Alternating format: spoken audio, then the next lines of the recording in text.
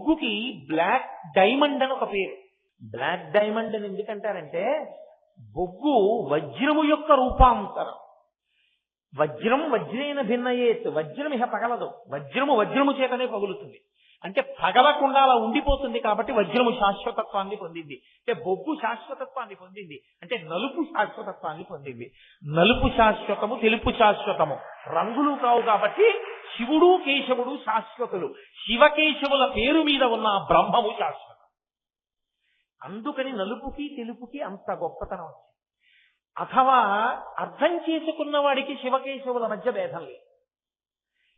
సంతోషంగా శివుణ్ణి కీర్తించిన వాడు, అందుకే పోతన గారు అంటారు, చేతులారంగ శివుని పూజింపడేని, నోరు నొవ్వంగ హరికీర్తి నుడువడేని, దయయు సత్యంబు లోనుగా తలపడేని, కలుగనేటికి తల్లుల కడుపు చేటు.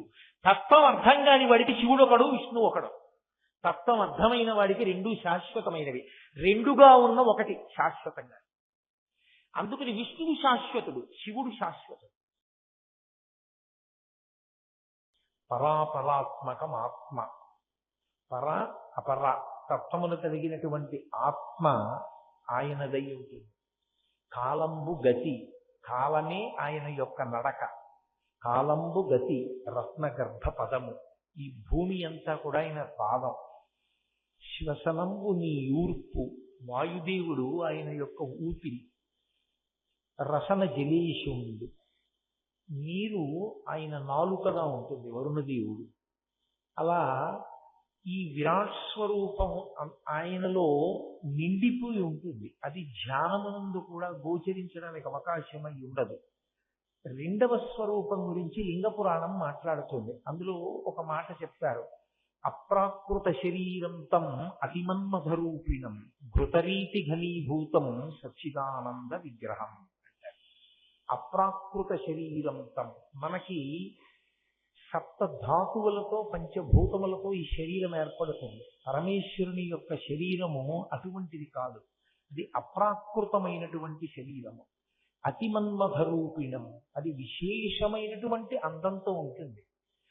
ఘృతనీతి ఘనీభూతం, అది పేరుకున్న నెయ్యి ఎలా ఉంటుందో అలా ఉంటుంది. సచ్చిదానంద విగ్రహం, అటువంటి పరమేశ్వరుని యొక్క సాకారమైనటువంటి రూపము ఏదైతే ఉందో ఆ సాకారమైన రూపమునందు ఒక ప్రజ్ఞా విశేషం ఉంటుంది. అది చాలా విశేషమైన అందంతో కూడుకున్నదై ఉండి తెల్లని రంగుతో కూడుకున్నదై ఉంటుంది. ఇక్కడ మీకు ఒక అనుమానం వస్తుంది, అసలు ఈ రంగు అనేటటువంటిది నిజంగా భగవంతుని యందు కూడా ఆరోపితమై ఉంటుందా? అలా తెల్లగా ఉండడం, నల్లగా ఉండడం, ఎర్రగా ఉండడం ఇలా ఉంటుందా భగవంతుని యందు కూడా? అలా అయితే పరమశివుడు తెల్లగా, శ్రీమన్నారాయణుడు నల్లగా ఉన్నాడు అనుకోండి, ఉంటే వాళ్ళకి కూడా రంగులుండి వాళ్ళకి రంగుల మీద వ్యామోహం ఉండి, నేను తెల్లగా ఉంటే బాగుండేదని శ్రీ మహావిష్ణువుకి, నల్లగా ఉంది పార్వతీదేవిని ఎప్పుడో పరమేశ్వరుడికి అలా అనిపిస్తూ ఉంటుందా? నిజంగా కాదు.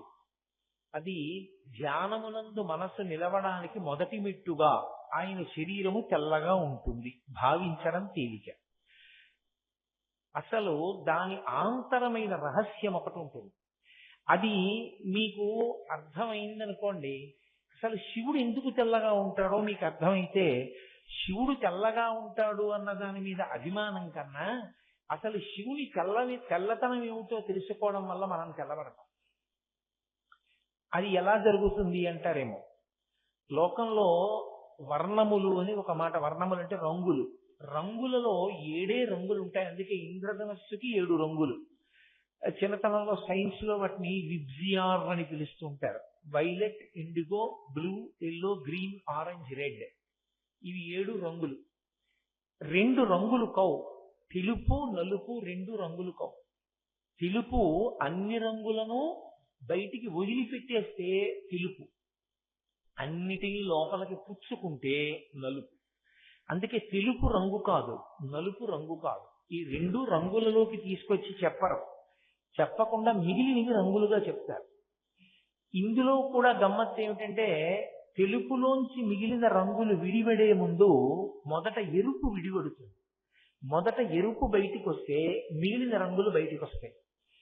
ఎరుపు మొట్టమొదట తెలుపులోకి వెళ్ళిపోవడం మొదలు పెడితే మిగిలిన రంగులన్నీ తెలుపులోకి వెళ్ళిపోతాయి. అందుకే అమ్మవారి గురించి లలితా సహస్రనామ స్తోత్రంలో ఎప్పుడు చెప్పినా అరుణాం కరుణా తరంగితాక్షీం, ఎర్రని రంగు అంటారు. అంటే పరమేశ్వరుడిని నుంచి విడివడి జీవుడిగా నిలబడమనేటటువంటి మాయ ఎక్కడ ప్రారంభం అంటే అమ్మవారి యొక్క విశేషం చేతనే ప్రారంభం. అందుకే ఆవిడ ఎరుపు. మళ్ళీ శివుడిలోకి కలిపేది కూడా ఎరుపే. ఆ ఎరుపే తెలుపులోకి కలపాలి, ముందు ఎరుపు వెళ్ళాలి. అందుకే అమ్మవారిని ఎరుపు రంగుతో సంకేతిస్తాడు. పరమేశ్వరుడు తెలుపు. తెలుపు అంటే అన్నీ ఆయనలో ఉన్నాయి, అన్నీ ఆయనలో ఉన్నవి ఆయన బయటికి విడిచిపెట్టేస్తాడు. అందుకే తెలుపు ఎప్పుడు బయటికి వదిలిపెట్టేస్తుంది. వేసవి కాలంలో తెల్లని బట్టలు వేసుకోండి, తెల్లని బట్టలు వేసుకోండి అని ఎందుకంటారంటే తెల్లని బట్టలు వేసుకుంటే చల్లగా ఎందుకు ఉంటుందంటే బయటికి వదిలేస్తుంది వేణి. ఆ తెలుపుకి ఒక లక్షణం ఉంటుంది. మీరు చూడండి, తెలుపు దేనికి గుర్తు అంటే లోపల ఏది దాచలేదు అని గుర్తు. అది రంగు కాదు, అది శాశ్వతత్వము అని గుర్తు. అన్నీ అందులోకి వెళ్ళిపోతాయి, అన్నీ అందులో నుంచే బయటికి వస్తాయి. అలా విశ్రాంతి స్థానము, అన్ని రంగులు దేంట్లో కెడతాయో, అన్ని రంగులు దేంట్లోంచి బయటికి వస్తాయో అదే తెలుపు. కాబట్టి ఇప్పుడు తెలుపు ఏమవుతుందంటే శాశ్వతము. రంగులు శాశ్వతం కాదు. ఇవాళ ఉంటుంది, రేపు పోతుంది, వెలిసిపోయింది అంటారు. మీరు చూడండి, ఇంగ్లీష్లో ఓ మాట ఉంది, ఆయన దాన్ని కొంచెం కవర్ చేశారండి అంటారు. అంటే అబద్ధం ఆడాడండి, కొంచెం కొత్తవి లేనివి ఉన్నవి కలిపాడు అని చెప్పవలసి వచ్చింది అనుకోండి, ఆయన దాన్ని కలర్ చేశాడండి అంటారు. కలర్ చేశాడండి అంటే అర్థం ఏంటంటే లేనిది ఉన్నట్లుగా, ఉన్నది లేనట్లుగా చూపిస్తున్నాడు అని. శ్వేతపత్రం విడుదల చేయండి అంటారు. శ్వేతపత్రం అంటే తెల్ల కాగితం పెట్టండి. శ్వేతపత్రం విడుదల చేయండి, ఇంగ్లీష్ లో కూడా దానికి అదే మాట ఉంది, సబ్మిట్ ఏ వైట్ పేపర్. ఓ వైట్ పేపర్ సబ్మిట్ చేయండి దాని మీద అంటారు. వైట్ పేపర్ సబ్మిట్ చేయండి అంటే in between the lines English లో ఒక ఫ్రేజ్, ఉన్నది ఉన్నట్లుగా మాట్లాడడం అంటే తెల్ల కాగితం పెట్టండి అంటే ఓ తెల్ల కాగితం తీసుకొచ్చి ఇమ్మని కాదు. శ్వేతపత్రం విడుదల చేయండి అంటే ఓ తెల్ల కాగితం మీకు ఇమ్మని కాదు. శ్వేతపత్రాన్ని విడుదల చేయండి అంటే ఆ విషయంలో యథార్థంగా ఉన్న సత్యం ఏమిటో మాకు చెప్పండి. తెలుపు సత్యమునకు ప్రతీక. ఇప్పుడు మీకు బాగా అర్థం అయి ఉంటుంది, ఎందుకంటే తెల్లవారు లేస్తే ఇది వాడుకలో ఉంది, శ్వేతపత్రాన్ని విడుదల చేయడము అన్నమాట. తెలుపు అంటే సత్యము. తెలుపు కాకుండా రంగు, ఉన్నది లేనిది, లేనిది ఉన్నది కలిశాయి. లేనిది ఉన్నట్టు, ఉన్నది లేనట్టు కనపడితే మాయ. మాయ ఎక్కడ ఉన్నా రంగుతోనే ఉండాలి. అందుకే ఎరుపుతో ఉంటుంది అమ్మవారు. ఎందుకంటే ఆవిడ మహామాయా విశ్వం భ్రమయసి పరబ్రహ్మ మహిషి. ఆవిడ మాయాస్వరూపిణి అయి లోకాలన్నిటినీ తిప్పాలి. తిప్పుతుంది కాబట్టి ఆవిడ రంగుతో ఉంటుంది. పరమేశ్వరుడు తెల్లగా ఉంటాడు, ఎందుకంటే అది సత్యం.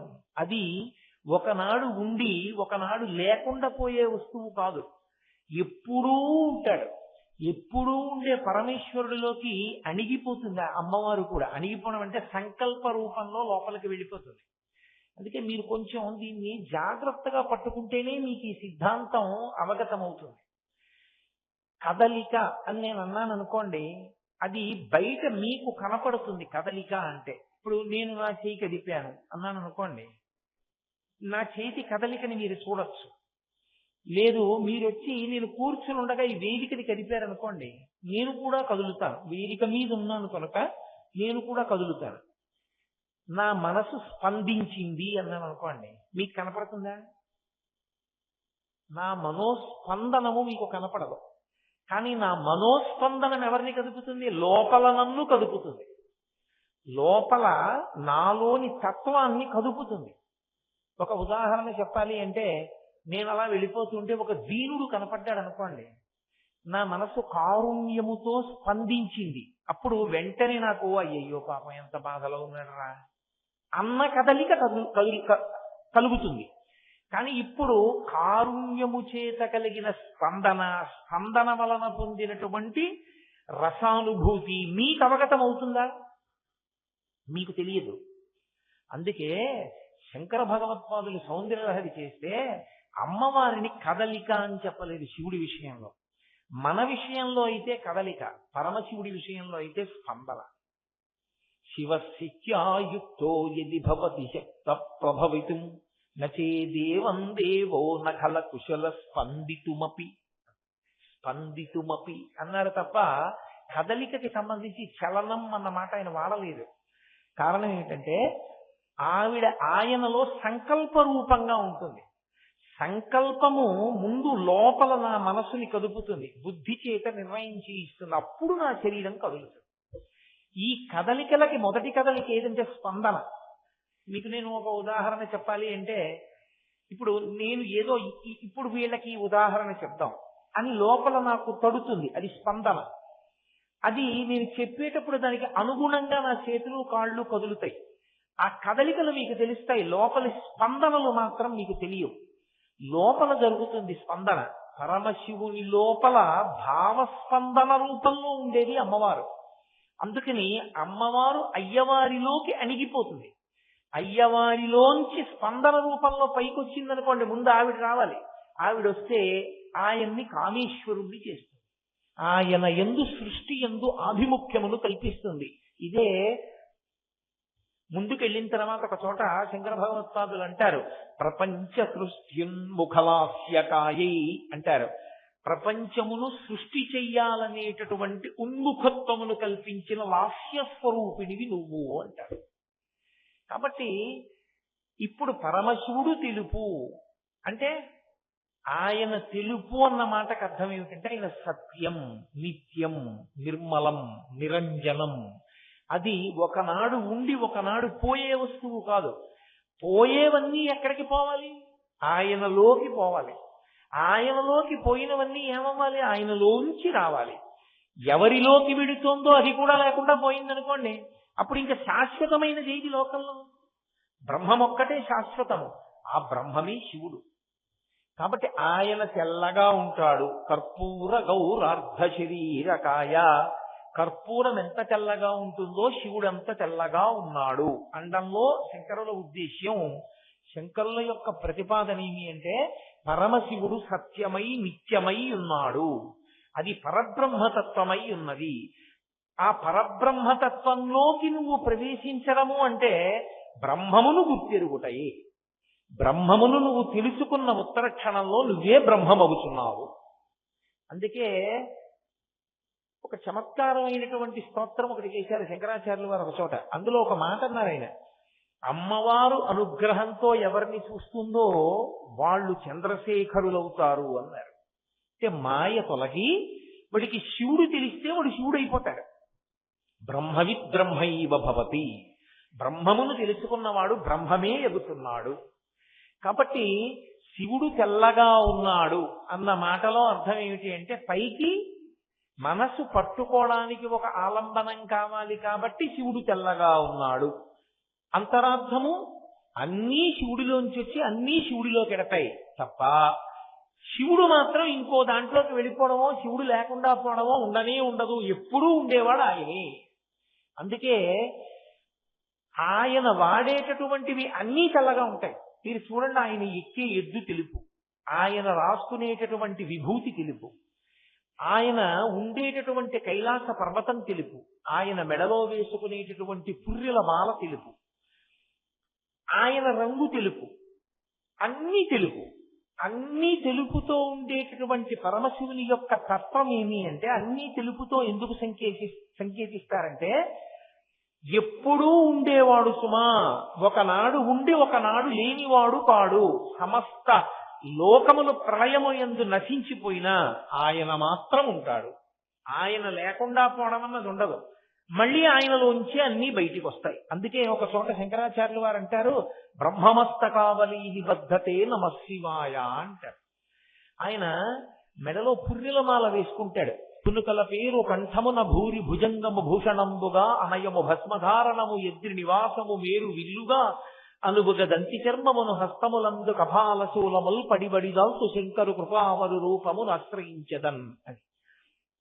పునుకల పేరు కంఠమున పుర్రెలమాల ఒకటి వేసుకుంటాడు. ఎందుకు ఆయనకు ఆ పుర్రెలమాల? అసహ్యంగా ఉండదు పుర్రెలమాల వేసుకుంటే? ఎవరైనా దగ్గరికి వెళ్తారా? ఎందుకు ఆ పుర్రెలమాల? తెల్లగా ఉంటుంది కాబట్టి వేసుకుంటాడా? అది కాదు దాని ఉద్దేశ్యం. పుర్రెలమాల ఎందుకు వేసుకుంటాడంటే లోకంలో ఉండేటటువంటి జనుల పుర్రెలు ఆయన మెడలో వేసుకోడు.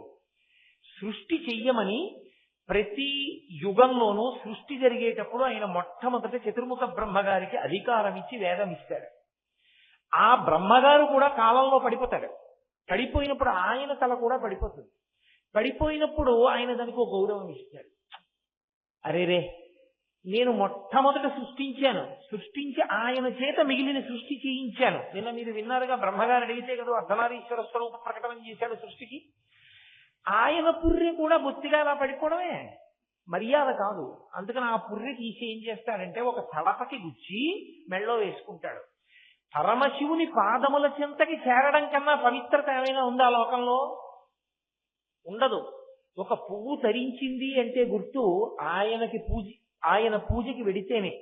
శవం మీద అలంకారంగా పుష్పహారం వెళ్ళిందనుకోండి, దాని జన్మ నశించిపోయింది. అది ఎంత సుగంధభరిత పుష్పమైనా దాన్ని ఎవరు తీసి కళ్ళకద్దుకుంటారో, ఎవరు శిగలో పెట్టుకుంటారో. శవం మీద వేసినటువంటి పుష్పమాల రుద్రభూమిలో విసిరివేయబడుతుంది. పరమేశ్వరుడి పాదముల మీదకి వెళ్ళిన పుష్పమాల కన్నుల కద్దుకుని శిగలో పెట్టుకుంటారు, తల మీద పెట్టుకుంటారు, చెవిలో పెట్టుకుంటారు. కాబట్టి ఆయన పాదముల మీదకి ఏది వెళ్ళిందో అది పూజింపబడిన వస్తువు అని గుర్తది, ప్రసాదమై కూర్చుంటుంది. బ్రహ్మగారి తల కూడా పడిపోతే ఎలా? అందుకని తీసి మెడలో వేసుకున్నాడు. పూజనీయత ఆయన కల్పించాడు, బ్రహ్మగారు కల్పించుకున్నారు. అలా ఆయన చెప్పిన మాట విని ఉన్నంత కాలము శివుడు చెప్పినట్టుగా సృష్టి చేసినటువంటి కారణం చేత పరమశివుడి మెడలో హారంలో వెళ్ళి కూర్చుంది. మొట్టమొదట ఒక పుర్రె వేసుకున్నాడు. ఆ తర్వాత మళ్ళీ సృష్టి వచ్చింది. మళ్ళీ సృష్టి అంతా మహాప్రళయంలో వెళ్ళిపోయింది. మళ్ళీ బ్రహ్మగారు పడిపోయాడు. మళ్ళీ ఆ పుర్రె తీసి మెడలో వేసుకున్నాడు. అలా మళ్ళీ సృష్టి వచ్చింది. మళ్ళీ బ్రహ్మగారు వచ్చారు, మళ్ళీ సృష్టి చేశారు, మళ్ళీ బ్రహ్మగారు పడిపోయారు, మళ్ళీ బ్రహ్మగారి పుర్రె తీసి వేసుకున్నాడు. ఇలా బ్రహ్మగారి యొక్క పుర్రెలు బోలెడన్ని పుర్రెలై పెద్ద మాల ఒకటి ఆయన మెడలో వేసుకున్నాడు. అంటే ఎంతమంది బ్రహ్మలు వెళ్ళిపోయారు? ఎంత సృష్టి వెళ్ళిపోయింది? ఇంత సృష్టి వెళ్ళిపోయినా, ఇంతమంది బ్రహ్మలు వెళ్ళిపోయినా ఎవరు ఉండిపోయారు? ఆయన ఒక్కడే ఉండిపోయాడు, శివుడు. బ్రహ్మలు వెళ్ళిపోయారు, సృష్టి వెళ్ళిపోయింది. సృష్టించినవాడు సృష్టి కూడా వెళ్ళిపోయాయి. లోకంబులు లోకేశులు లోకస్తులు తెగిన తుది అలోకంబగు పెంచీకటి కావల ఎవ్వండే కకృతి వెలుగు అతని నీ సేవించున్నంటారు పోతన గారు. ఆయన ఒక్కడే మిగిలిపోయాడు పరంజ్యోతి స్వరూపుడే. అలా మిగిలిపోయిన వాడెవడో వాడు సత్యం, వాడు శాశ్వతం. నీవు కూడా శాశ్వతుడవు కావాలి అంటే పుట్టి చచ్చి కాకుండా ఉండాలి అంటే శివుడు నీకు తెలియాలి. శివుడు తెలిస్తే నీవు శివుడు అవుతావు. ఆత్మయే శివుడు. ఆత్మ తెలిస్తే నువ్వు ఆత్మ అవుతావు. ఇక మళ్ళీ జనన మరణములు లేవు. శరీరానికి ఉన్నాయి జనన మరణాలు, ఆత్మకి లేవు. కాబట్టి శివుడు తెల్లగా ఉంటాడు అన్న మాటలో శంకరుల ప్రతిపాదన ఏమి అంటే ఆయన శాశ్వతుడు, నిత్యుడు, సత్యుడు తప్ప ఆయన ఒకనాడు ఉండి ఒకనాడు వెళ్ళిపోయేవాడు కాడు. అటువంటి వాడు పరమేశ్వరుడు. అందుకని కర్పూర గౌరార్ధ శరీరకాయ, ఆయన కర్పూరము వంటి తెల్లని శరీరంతో ఉంటాడు. ఇప్పుడు ఈ స్తోత్రంలో అది ప్రస్తుతం కాకపోయినా మీకు ఒక అనుమానం వస్తుంది. బాగుందండి, తెల్లతనం శాశ్వతత్వానికి గుర్తు అంటున్నారు. మరి తెలుపుకి వ్యతిరేకమైన గుణం ఏది? ఇంకొక విశేషం నలుపు. అది రంగు కాదన్నారుగా మీరు. నేను అన్నానుగా తెలుపు రంగు కాదు, నలుపు రంగు కాదన్నాను. మిగిలిన 7 రంగులు అన్నాను. పుచ్చుకుంటే నలుపు, వదిలిపెడితే తెలుపు అన్నాను. మరి అప్పుడు నలుపుకి శాశ్వతత్వం ఎలా? మరి అప్పుడు నలుపుగా ఉండే నారాయణుడు శాశ్వతుడని ఎలా చెప్తారు తత్వంలో? అప్పుడు నారాయణుడు కూడా కాలంలో విడిపోయేవాడేనా? అప్పుడు నలుపు శాశ్వతత్వం ఎలా అవుతుంది అంటే, మీరు జాగ్రత్తగా వినండి. సృష్టిలో ఏదైనా సరే చెట్టు చివరికి కాలిపోతుంది, మగ్గిపోతుంది. పువ్వు కావదు కదండి అని మీరు అనొచ్చు. కానీ పువ్వు నేల మీద పడిపోయిన తర్వాత దానిలో ఉన్న నీరంతా ఇంకిపోయి వేడికి మెల్లిమెల్లిగా రంగు పోయి గరుగ్గా తయారైపోయి ఎండిపోయి ఇక ధూళి కింద భూమిలోకి రాలిపోతుంది. అంటే అగ్నితప్తం అయిపోతుంది మనకి కనపడకుండానే. అప్పుడు ప్రతి వస్తువు కాలుతోంది. కాలిపోతున్న ప్రతి వస్తువు నల్లగానే అవుతుంది. అది తెల్లగా ఉన్నది కానివ్వండి, ఆకుపచ్చగా ఉన్నది కానివ్వండి, ఏది కానివ్వండి, అది కాలిపోయినప్పుడు అయ్యేది ఏది అంటే మొదట అది అన్నీ ఏ రంగుని పొందుతాయంటే నలుపు రంగునే పొందుతాయి. ఈ నలుపు కాలి తయారైన దాన్ని ఏమని పిలుస్తామంటే బొగ్గు అంటాం. కాలకముందు ఏదైనా అవ్వచ్చు, కాలకముందు కుర్చీ అవ్వచ్చు, కాలిన తర్వాత బొగ్గు. కాలకముందు అది బల్ల, కాలిన తర్వాత బొగ్గు. కాలకముందు తండ్రి గారి శరీరం కాల్చేసిన తర్వాత బొగ్గు. ఏదైనా బొగ్గు. ఈ బొగ్గు శాశ్వతత్వాన్ని ఎలా పొందుతుందో తెలుసా? మరి బొగ్గు బొగ్గుగా ఉండదు కదండి అని మీరు అడగచ్చు. బొగ్గు వజ్రముగా మారుతుంది. అందుకే diamond is nothing but the transformation of coal into black coal. వజ్రానికి బ్లాక్ కోల్ అని ఒక, వజ్రానికి బొగ్గుకి బ్లాక్ డైమండ్ అని ఒక పేరు. బ్లాక్ డైమండ్ అని ఎందుకంటారంటే బొగ్గు వజ్రము యొక్క రూపాంతరం. వజ్రం వజ్రేన భిన్నయేత్. వజ్రం ఇహ పగలదు, వజ్రము చేతనే పగులుతుంది. అంటే పగలకుండా అలా ఉండిపోతుంది కాబట్టి వజ్రము శాశ్వతత్వాన్ని పొందింది. అంటే బొగ్గు శాశ్వతత్వాన్ని పొందింది. అంటే నలుపు శాశ్వతత్వాన్ని పొందింది. నలుపు శాశ్వతము, తెలుపు శాశ్వతము, రంగులు కావు కాబట్టి శివుడు కేశవుడు శాశ్వతులు. శివకేశవుల పేరు మీద ఉన్న బ్రహ్మము శాశ్వతం. అందుకని నలుపుకి తెలుపుకి అంత గొప్పతనం వచ్చింది. అథవా అర్థం చేసుకున్న వాడికి శివకేశవుల మధ్య భేదం లేదు. సంతోషంగా శివుణ్ణి కీర్తించిన వాడు, అందుకే పోతన గారు అంటారు, చేతులారంగ శివుని పూజింపడేని, నోరు నొవ్వంగ హరికీర్తి నుడువడేని, దయయు సత్యంబు లోనుగా తలపడేని, కలుగనేటికి తల్లుల కడుపు చేటు. తత్వం అర్థం కాని వాడికి శివుడు ఒకడు, విష్ణువు ఒకడు. తత్వం అర్థమైన వాడికి రెండూ శాశ్వతమైనవి. రెండుగా ఉన్న ఒకటి శాశ్వతంగా. అందుకని విష్ణువు శాశ్వతుడు, శివుడు శాశ్వతుడు. మీకు ఇప్పుడు అర్థమైందని నేను అనుకుంటున్నాను. అందుకని నేను ఇప్పుడు అది ప్రస్తుత అవసరం అయినా కాకపోయినా నలుపు శాశ్వతత్వాన్ని కూడా మీకు ఒకసారి చూపించడానికి అవకాశం తీసుకున్నాను. కాబట్టి కర్పూర గౌరార్ధ శరీరకాయ, ఆయన శాశ్వతుడయ్యాడు శివుడు. మీరు అర్ధనారీశ్వర స్తవం పరంగా వినండి. విన్నప్పుడు ఇందులో ఒక గమ్మత్తుంది. అమ్మవారి పరంగా చెప్పినప్పుడు ఏం చెప్పారంటే ఆయన ప్రీతిని గెలుచుకోవడాన్ని ప్రధానంగా చెప్పారు శంకరాచార్య వారు. శాంపేయ గౌరార్ధ శరీరకాయై. ఆవిడెందుకు పుచ్చుకుంది ఆ రంగు, సంపంగిపూ రంగు? పరమశివుడి కన్నా తానేమి తక్కువగానను కానుసుమా అనిపించుకోవడానికి. దాంపత్యంలో భర్త మనసు నిండిపోవాలి తప్ప భర్త మనసు నిండడంలో కొంత జాగా ఎవరికో మిగిలే అవకాశాన్ని భార్య ఇవ్వకూడదు. అందులోకి ఎవరూ ప్రవేశించడానికి చోటు ఉండకూడదు. నిండిపోగలగాలి తనతో. అది ఎలా వస్తుందంటే అనువర్తించడము చేత వస్తుంది. అనువర్తించుట అంటే ఆయనతో కలిసి నడుస్తుంది ఆయన వెనక. ఆయనకి సంబంధించినటువంటి సమస్తాన్ని ఎప్పుడూ ఆలోచిస్తూ ఉంటుంది. ఎప్పుడూ ఆలోచించడం అంటే ప్రయత్నపూర్వకంగా కాదు, ఆలోచించడమే తన పరమావధిగా మార్చుకుంటుంది. ఆలోచన ఎప్పుడు ఉంటుంది? ఊపిరి ఉంటే. ఊపిరి వలన మనసు కదలిక ఆలోచన. ఆమె ఊపిరి ఆయన ఊపిరి వేదం. ఇప్పుడు మీరు బాగా పట్టుకున్నారు లేదో, ఆమె ఊపిరి తీస్తే ఆమె మనసు కదిలితే పరమశివుడి గురించే కదులుతుంది. ఎప్పుడూ ఆయన గురించే ఆలోచిస్తుంది. ఆయన తన విషయంలో అసంతృప్తి ఏ విషయంలోనూ పొందకూడదు, అంత అనువర్తిస్తుంది. ఆయన సంతోషంగా ఉండాలి, ఎంతో సంతోషించాలి నా వల్ల. అందులో వెనకబాటుతనం అన్న దాన్ని అంగీకరించదు. అనువర్తించడం భార్య లక్షణం. అర్ధనారీశ్వర స్తోత్రం చదివి ఏమర్థం చేసుకుని కుటుంబాన్ని పండించుకోమని శంకరాచార్యుల వారి సందేశం. అంటే ఏ భార్య భర్త పాదములను అనువర్తించిందో ఆమె భర్త గుండెలలోకి చేరుతుంది.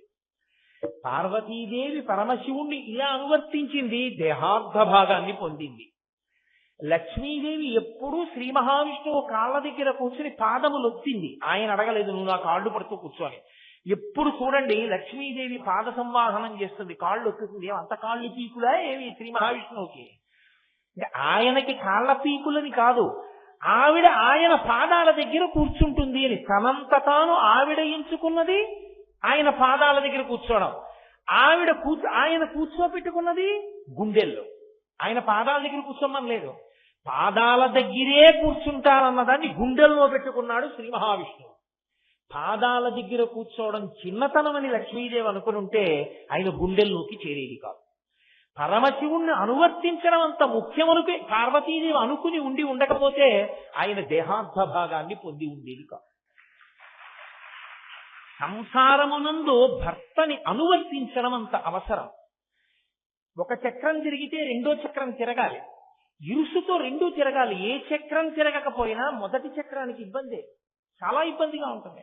కలిసి తిరిగితేనే బండి నడుస్తుంది. సంసారమునందు ఈ అనువర్తించడం అన్నది భార్య వైపు నుంచి ఉండాలి. భర్త మన తిరిగి ఆయనని అనువర్తించి నడచుట అన్నది రావాలి. భర్త మన తిరిగి అన్నప్పుడు ఆయన క్షుద్రమైన నడవడి కలిగిన వాడై ఉండకూడదు. అనువర్తించడం ప్రధానం తప్ప నేనెలా ఉండాలన్నది నువ్వు చెప్పడానికి పనికిరావు. నా ఇష్టం వచ్చినట్టు నేను తిరుగుతానని పురుషుడు అనకూడదు. పురుషుడు ధార్మిక మార్గమునందు ప్రయాణించాలి, పరమేశ్వరుణ్ణి పట్టుకుని నడవాలి. అలా నడిచిన వాడెవరో ఆయన శాశ్వతుడు. ఆయన శాశ్వతత్వాన్ని అమ్మవారు కూడా పొందుతుంది. ఆవిడ శాశ్వతి శాశ్వతైశ్వర్య. మీరు చదువుతున్నారుగా తెల్లవారు లేస్తే, భర్త వలన ఆమె కూడా ఆ స్థానాన్ని పొందేసింది. నీవు అలా నడిపించడం నీకొస్తే నీ భార్య కూడా స్థానాన్ని పొందుతుంది. అందుకే అలా నడిపించడం నేర్చుకోమనే చిటికిన వేలు పెట్టి పట్టించి నడిపిస్తారు సంప్రదాయంలో. అలా ముందు నడక నేర్పిన వాడు తండ్రి, వేలు పట్టి నడిపిస్తాడు తప్పటడుగులేస్తే. తర్వాత సప్తపది దగ్గర, ప్రధాన హోమం దగ్గర, వివాహంలో ఇక నిన్ను మహాప్రస్థానంలో పరమేశ్వరుడి దగ్గరికి నేను నడిపిస్తానని చిటికిన వేలు పట్టుకుని నడిపిస్తాడు భర్త. అది బ్రహ్మముడి. ఆయన నడిచిన నడక వలన ఆమెకు అభ్యున్నతి. ఆయన ఇంకొకలా నడిస్తే ఆవిడ అభ్యున్నతిని పొందడం సాధ్యం కాదు. ఈ ముడి అందుకు పడింది. ఈమె ధరించడం నీ నడక మీద ఆధారపడింది. తిరుపతి వెళ్ళాలి అనుకున్నవాడు శేషాద్రి ఎక్స్ప్రెస్ కి తగిలించిన ఇంజిన్ ఉన్నటువంటి ట్రైన్ ఎక్కితేనే తిరుపతి వెళతాడు. హైదరాబాద్ వెళ్దాం అనుకున్నటువంటి బోగీలకి తగిలించిన ఇంజిన్ ఉన్నటువంటిది ఒకేలా ఉన్న రైలు పెట్టెలు అందులోకి ఎక్కిన వాడు తిరుపతి వెళ్ళలేడుగా. ఇంజిన్ ఎట్టెడుతుందో భోగి కూడా అట్టే వెడుతుంది. ఇది బ్రహ్మముడి. నువ్వు ఎట్టెడతావో నీ భార్య అట్టెడుతుంది. నువ్వు ఎప్పుడూ ఇహమే కోరుకుని ఎప్పుడు ఇక్కడ సంపాదన సంపాదన సంపాదన సంపాదన ఏడిస్తే, నువ్వు రాగద్వేషాలు పెట్టుకుని నీ పెళ్ళానికి అదే నేర్పితే ఇద్దరూ అయ్యేదేది అంటే పిల్లో కుక్కో. నువ్వు ఊర్ధ్వముఖ చలనం చేస్తే, నువ్వు యజ్ఞం చేస్తే, నువ్వు యాగం చేస్తే, నువ్వు ధర్మం చేస్తే, నువ్వు గోపూజ చేస్తే, నువ్వు భక్తితో పరమేశ్వరుణ్ణి ఆరాధన చేస్తే, ఆమె మెల్లిగా తెచ్చి మడినీళ్ళు అక్కడ పెడితే, గిన్నె అక్కడ పెడితే, నీకు పంచి అందిస్తే, నీకు పలహారం చేసి పెడితే ఆవిడ ధరిస్తుంది. నువ్వు చేసుకోవడానికి ఆవిడ అన్ని చేసి పెట్టింది కాబట్టి ఇది బ్రహ్మముడి. ఈ బ్రహ్మముడిలో నీవు తరించి ఆవిడ్ని తరింప చెయ్యాలి. అందుకొచ్చావు గృహస్థాశ్రమంలోకి. తప్ప కేవలము భోగానుభవమే కాదు, భోగానుభవము ఉండి ఇది పెద్ద సుఖమా అన్న వైరాగ్యమును పొందడానికి ప్రయోగశాల గృహస్థాశ్రమము. ఇంద్రియములు సుఖాన్ని అడుగుతుంటాయి, అవి అడగకుండా ఉండవు. ఇంద్రియాల పని ఏమిటి అంటే సుఖమే. అవి ఎప్పుడూ కూడా దుఃఖాన్ని అడగవు. ఎప్పుడైనా ప్రయత్నపూర్వకంగా రోహిణీ కార్తిలో మీకు ఏసీ రూమ్ ఇచ్చారనుకోండి, ఇందులోంచి బయటికి వెళ్ళి ఎండలో నిల్చుందాం అంటుందా? ఒక్కనాటికి అందులో ఏసీ రూమ్ లోనే ఉందాం అంటుంది. అది ఎప్పుడు సుఖాన్ని అడుగుతుంది.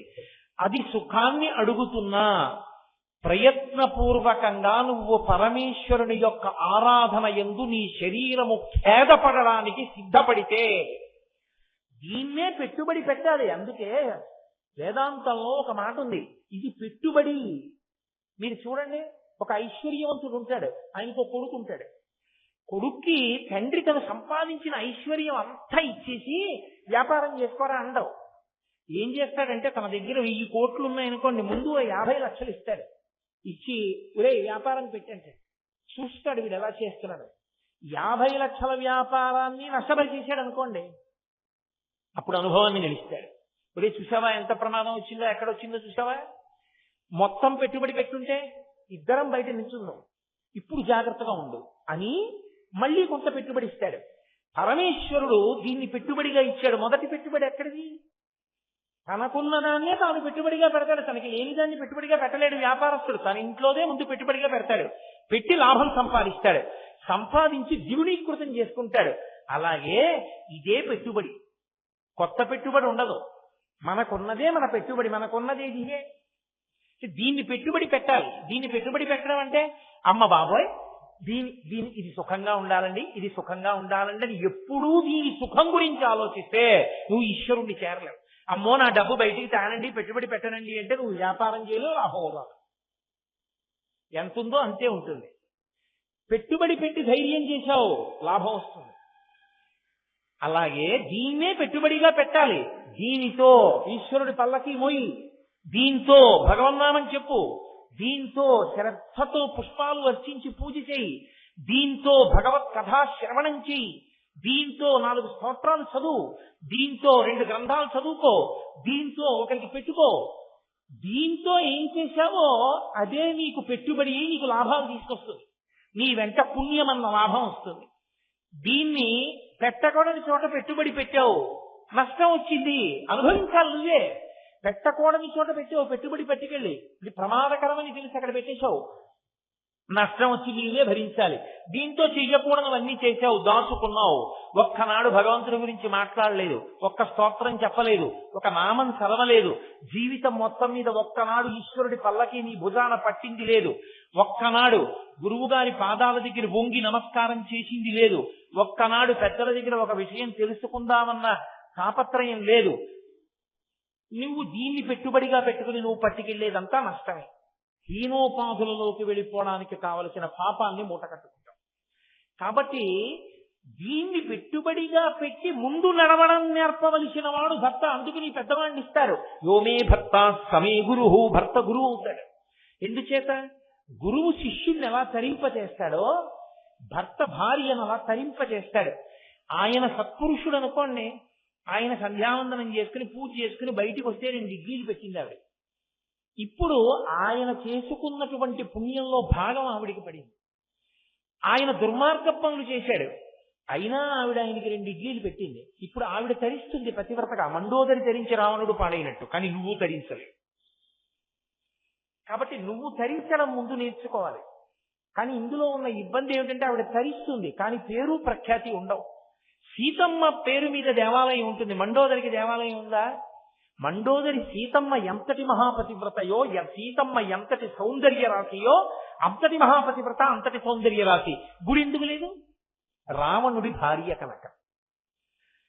సరి అయిన భర్త దొరకడం ఎంత అవసరమో, భర్తని భార్య అనువర్తించడం ఎంత అవసరమో, భార్య మాట అవసరమైనప్పుడు భర్త వినడం ఎంత అవసరమో, భర్త మాట భార్య వినడం ఎంత అవసరమో, ఎక్కడ ఒకళ్ళనొకళ్ళు దిద్దుకుంటూ ఎంత జాగ్రత్తగా ఉండాలో నేర్పుతుంది.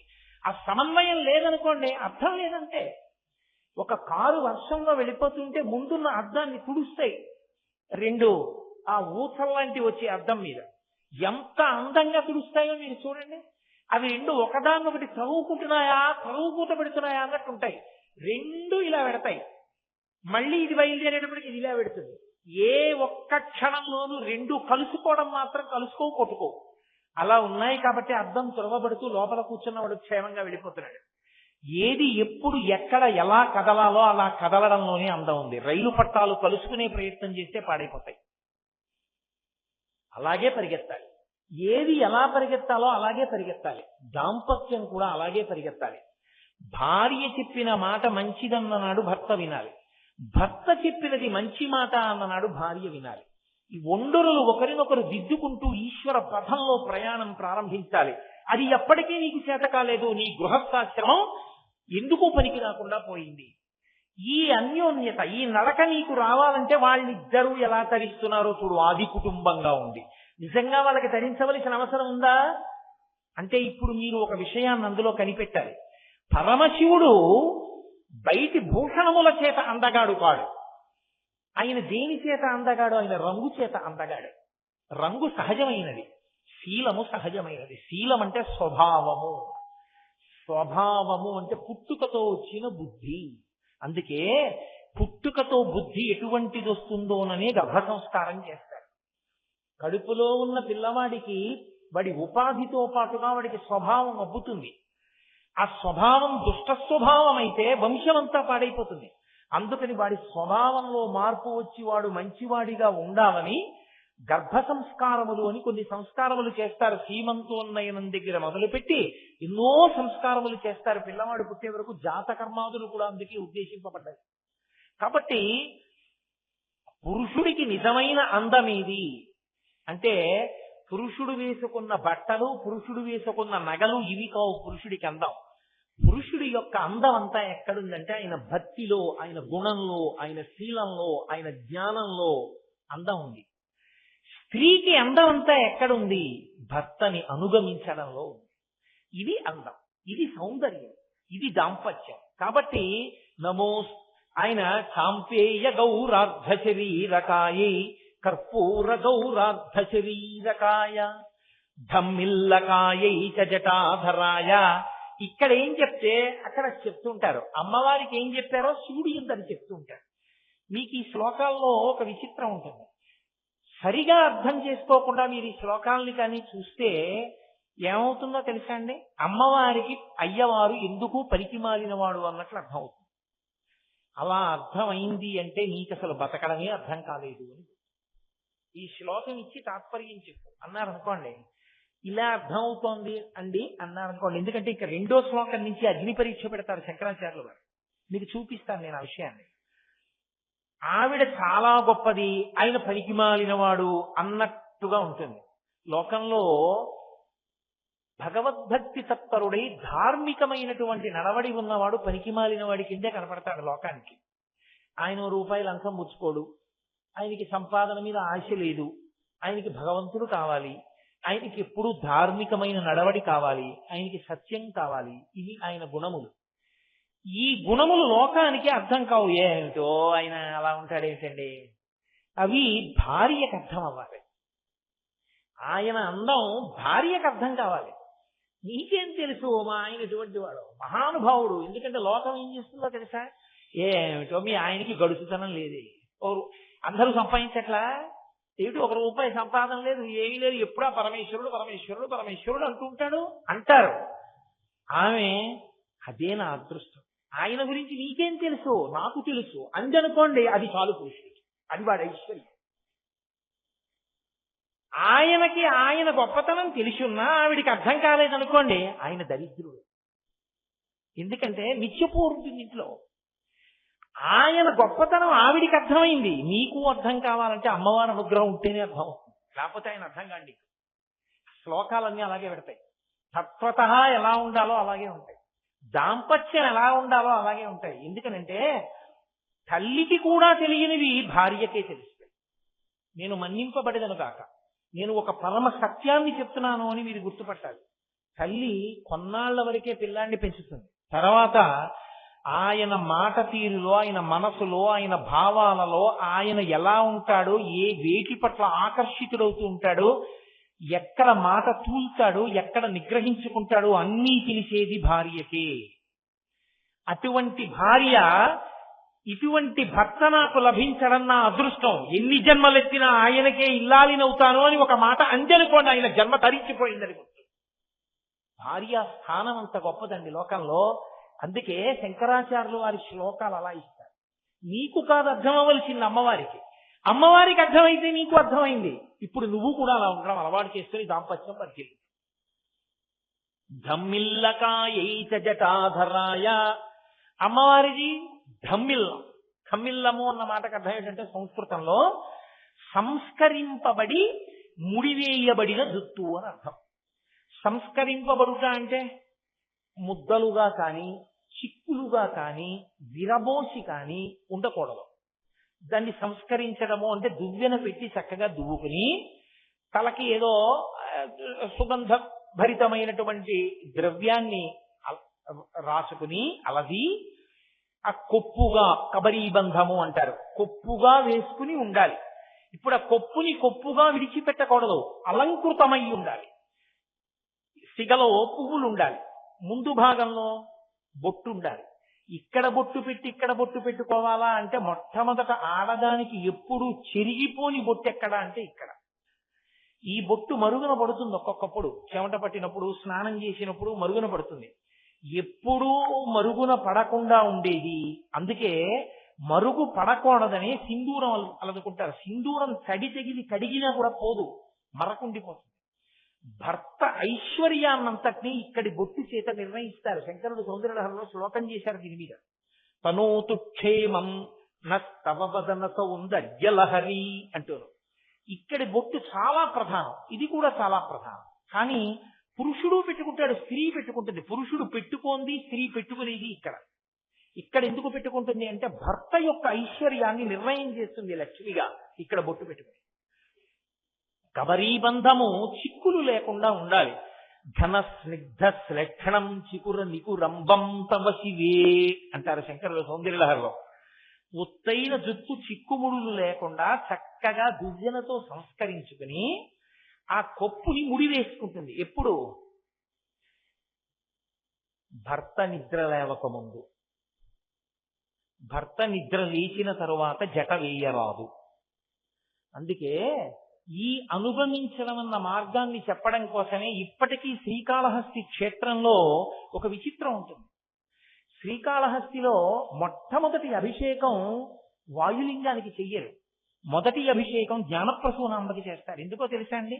ఇల్లాలు లేచి స్నానం చేసి సిద్ధమై మడినీళ్లు పట్టుకెళ్లి పూజామందిరంలో పెడితే యజమాని లేస్తాడు తప్ప యజమాని లేచి ఆయనే పూజగా తుడుచుకుని ఆయనే మన్నీళ్ళు పెట్టుకుని ఆయనే నైవేద్యానికి పెట్టుకుని ఆయన కర్మకి ఆయన పూజ చేసుకుంటుంటే ఈవిడ 7:30కి లేచింది అంటే ఆయనకు వచ్చిన నష్టం లేదు, ఆవిడ పాడైపోయిందని గుర్తు. అనారోగ్యం అయితే మాత్రం మినహాయి. అనారోగ్యం విషయంలో నేను ఈ వ్యాఖ్య చేయట్లేదు.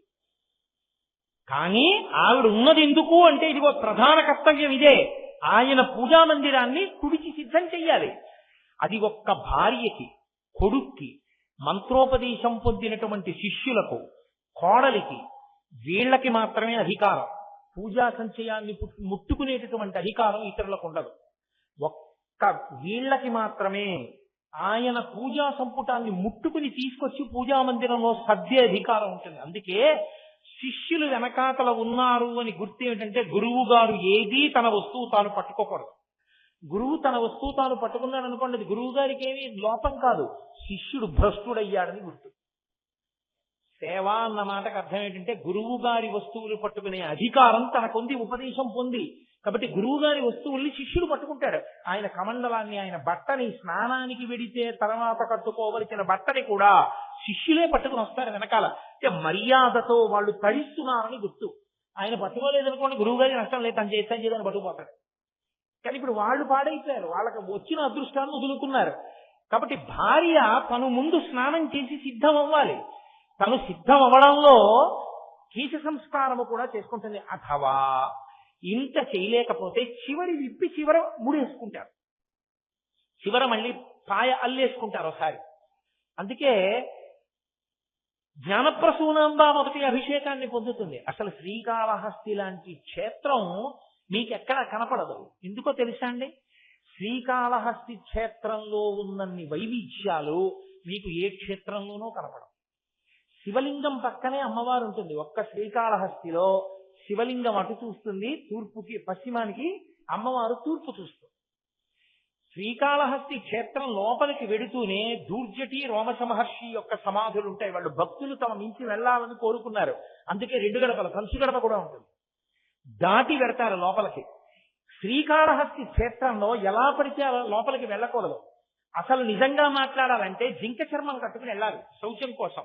అలా వెళ్ళలేదేమో అని మీరు లోపలికి వెళ్ళగానే ఎడం పక్కకి తిరగగానే గణపతి దేవాలయంలో ముందర నరమృగ రూపం ఒకటి ఉంటుంది. అది కృష్ణాజినం జింక రూపంలో ఉండి మనిషి ముఖంతో ఉంటుంది విఘ్నేశ్వరుడి ముందు. దాన్నోసారి చేతితో తడిమి గుళ్ళోకి వెళ్ళాలి. అక్కడొక్క చోటే సుబ్రహ్మణ్యుడికి చెంగల్వరాయుడు అని పేరు. అందుకే శ్రీకాళహస్తి, చిత్తూరు జిల్లా అంతా చెంగయ్య, చెంగమ్మ, చెంగప్ప ఆ పేర్లు ఉంటాయి. సుబ్రహ్మణ్యేశ్వర స్వామికి చెంగల్వరాయుడు అన్న పేరు ఉన్నది ఒక్క శ్రీకాళహస్తి క్షేత్రమునందే. నవగ్రహాలు లేకుండా శనీశ్వర గ్రహం ఉన్నటువంటి క్షేత్రం ఒక్క శ్రీకాళహస్తి ఉంది. పరమేశ్వరుడి యొక్క సన్నిధిలో వెంకటేశ్వర స్వామి వారు ఇలా వరదహస్తం పట్టకుండా ఇలా అభయహస్తం పట్టిన ఏకైక క్షేత్రం శ్రీకాళహస్తి ఒక్కటే. శ్రీకాళహస్తి క్షేత్రంలోనే అమ్మవారు మిగిలిన వడ్డాణాలు పెట్టుకోకుండా నాగుపావుని వడ్డాణంగా పెట్టుకుంటుంది. కేతుగ్రహాన్ని వడ్డానంగా పెట్టుకుంటుంది. కాబట్టి అమ్మవారి నడువుకున్నటువంటి వడ్డానాన్ని వెళ్ళి చూస్తే, దర్శనం చేసి నమస్కరిస్తే కేతుగ్రహ దోషం ఉపశమించి ప్రమాదం జరగడం, అవయవాలు పోవడం, మృత్యువు రావడం ఉపశమించి తత్స్థానమునందు జ్ఞానం అంకురిస్తుంది. అందుకే జ్ఞానప్రసూనాంబ సర్పాన్ని వడ్డానంగా పెట్టుకునేది అక్కడ ఒక్కచోటే. అయ్యవారు నవగ్రహ కవచం కట్టుకుంటారు, అభిషేకం లేదు. ఆయనకి ఎవ్వరూ ముట్టుకోరు. 2 పర్యాయాలు పొరపాటున అర్చకుల యొక్క వేళ్లు తగిలాయి. ఒకసారి అర్చకుడి వేలు తగిలినప్పుడు ఆ వేలు వెంటనే భస్మం అయిపోయి బూది అయిపోయి పడిపోయింది.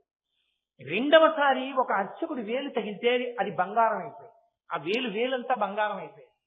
ఇప్పటికీ ముట్టుకోరు. కవచాన్ని విప్పేసి శ్రీకాళహస్తి క్షేత్రము ఒక్కదాని ఎందే అభిషేక జలాల్ని తీర్థంగా ఇస్తారు శివాలయంలో. ఇంకెక్కడ ఏ శివాలయంలో తీర్థం ఇస్తారు.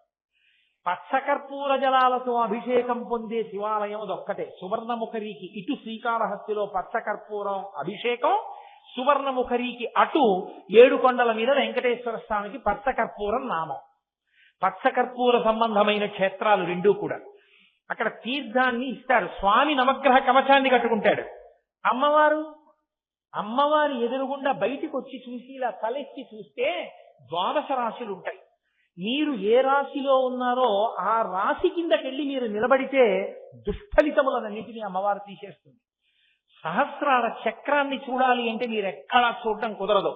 ఒక్క శ్రీకాళహస్తి క్షేత్రంలో జ్ఞానప్రసూనాంబ అమ్మవారి దేవాలయం బయటికి వచ్చి ఇలా తల పైకెత్తి చూస్తే సహస్రాల చక్రం ముద్రింపబడి ఉంటుంది. అది కూడా రసాయనాలు కలిసినటువంటి పెయింట్తో కాదు, ఓషధులను తెచ్చి 400 సంవత్సరాల క్రితం వేసినటువంటి పెయింట్ ఇప్పటికీ అలాగే ఉంది. ఆ పైన ఉంటుంది ఇప్పటికీ. నరసింహస్వామి వారు, మార్కండేయ స్వామి వారు ఇద్దరూ ప్రతిష్ఠించిన శివలింగాలున్న దేవాలయం ఒక్క శ్రీకాళహస్తియే.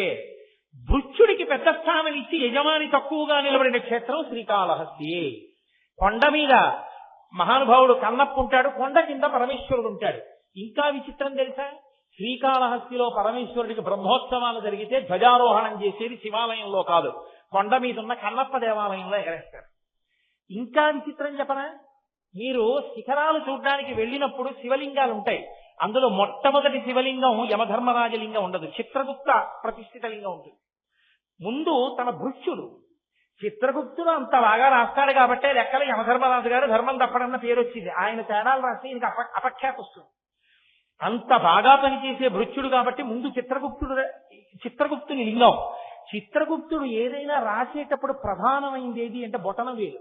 బొటనవేలు లేదనుకోండి, మీరు పెన్ను సరిగ్గా పట్టుకు రాయలేరు. ఇంత వేగంగా ఇన్ని కోట్ల జీవుల పాపపుణ్యాలు రాయాలి.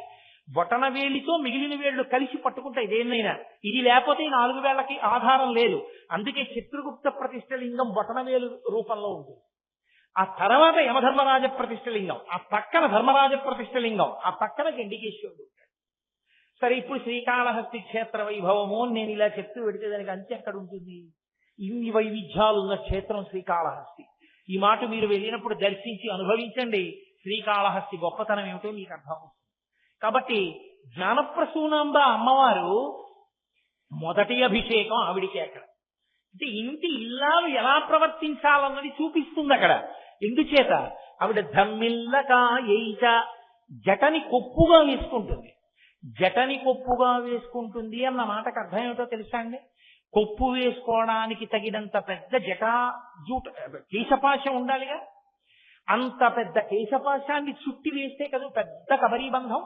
అంత పెద్ద ముడుంటే కదా సంపంగి పూల దండలు, అశోక పుష్పముల దండలు వంటి వాటిని తురిమినప్పుడు మొయ్యగలిగినటువంటి శక్తి కబరీబంధానికి ఉంటుంది. ఏదో ఇంత చిన్న ముడి అనుకోండి, అందులో అంతంత పువ్వులు ఏం పెడతారు మీరు? అందులో అంతంత పువ్వులు పెట్టడానికి ఏమి ఉండదు. ఎవరైనా పట్టుకొచ్చి చామంతి పూల దండ ఇచ్చి కొప్పులో పెట్టుకోండి అంటే, అయ్యో నాకు అంత పెద్ద కొప్పు లేదమ్మా, ఏదైనా చిన్న పువ్వులు ఇవ్వండి అని జాజి పూల దండలో చిన్న ముక్క పెట్టుకోవాలి, అంతే కదా. కాబట్టి ఆవిడనంత పెద్ద కబరీబంధము. ఏమండి మీరు ఎందుకంత వర్ణిస్తున్నారా కబరీబంధాన్ని అని మీరు నన్ను అడగచ్చు. సాధారణంగా లోకంలో నియమం ఏమిటంటే, ఏ స్త్రీ యొక్క కేశపాశాన్ని పురుషుడు తదేక దృష్టితో చూడకూడదు. ఒక్క తన భార్య కేశపాశం వంక తప్ప అన్య స్త్రీల యొక్క కేశపాశం వంక పురుషుడు చూడకూడదు. ఎందుకంటే కేశము మోహకారకము. ప్రత్యేకించి స్త్రీల యొక్క కేశపాశం ఏది ఉంటుందో అది మోహకారకం. నేను పరమ పవిత్రంగా మాట్లాడుతున్నాను, మీ యందు కామాక్షిని చూసి మాట్లాడుతున్నాను, నేను శాస్త్రం మాట్లాడుతున్నాను తప్ప ఇంకేం కాదు. కాబట్టి స్త్రీ కేశపాశముల వంక తదేక దృష్టితో చూడవద్దు అని పురుషుడికి నిషేధం. అమ్మవారి కేశపాశం వంక ప్రయత్నపూర్వకంగా చూడాలి ధ్యానంలో. ఎందుకో తెలుసా? అలా చూస్తే అజ్ఞానం పోతుంది. ధులోతుధ్వాంతం అంటారు శంకరాచార్యుల వారు. ఆ కేశపాశానికి ఆ లక్షణం ఉంది. అయితే అమ్మవారి కేశపాశానికి ఉన్న గొప్పతనం ఏమిటంటే అది చాలా నల్లగా ఉంటుంది. చాలా నల్లగా ఉంది అంటే అర్థం ఏమిటంటే ఆవిడ నిత్య యవ్వన, ఆవిడ ఎప్పుడూ యవ్వనంలో ఉంటుంది. ఏమండి నిత్య యవ్వన అంటే ఆవిడ అలా ఎలా ఉంటుంది? మరి పూర్వజ, అందరికన్నా ముందు పుట్టిందిగా. అందరికన్నా ముందు పుట్టిన అమ్మ అమ్మలగన్నయమ్మ ముగురమ్మల మూలపుటమ్మ చాలా పెద్దమ్మ సురారులమ్మ కడుపారడి బుచ్చినయమ్మ తన్ను లోలమ్మిన వేల్పుటమ్మల మలమ్మున ఉండడి అమ్మ దుర్గమాయమ్మ అయితే ఆవిడ జుట్టు తెలిపైపోతూ నమ్మితి నామనంబున సనాతనులైన ఉమామహేశులన్నని కదా పోతన గారు. సనాతనులైన ఉమామహేశులన్ అంటే మరి ఆవిడ జుట్టు తెల్లబడదు, పడదు.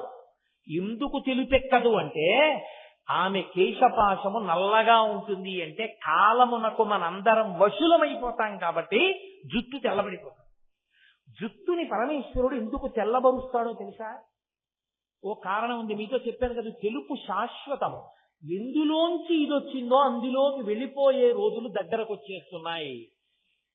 పెరిగే రోజులు వెళ్ళిపోయాయి. శరీరము పెరిగేది, బలాన్ని పొందే రోజుల్ని శరీరం అంటారు. ఇంకా దహింపబడడానికి సిద్ధమైపోతుంటే దేహము అంటారు. ఊరే ఎన్నాళ్ళు ఉన్నావో అంతకాలం ఇంకుండవు. కాబట్టి సమయాన్ని సద్వినియోగం చేసేసుకో. మళ్ళీ ఇందులోకి రాగలవో రాలేవో తెలియదు, ఇందులోకి వెళ్ళిపోతావో. ఇందులో ఉండగా చేయి, ఇది దాటితే ఇక చేస్తావని నమ్మకం లేదు. కాబట్టి చేసేసుకో అని ఒక సంకేతం ఇవ్వడానికి తెల్లవారి లేచి తప్పకుండా దువ్వుకుంటాడు. కాబట్టి దీన్ని తెలుపు చేస్తాడు. ఇంకొక మాట నేను ఎందుకు అనాలి? నేను అనను, మీకు అర్థమైపోయింది. మనమే రంగేసేస్తే ఇంకా వాడిని ఉద్ధరించగలిగిన వాళ్ళు.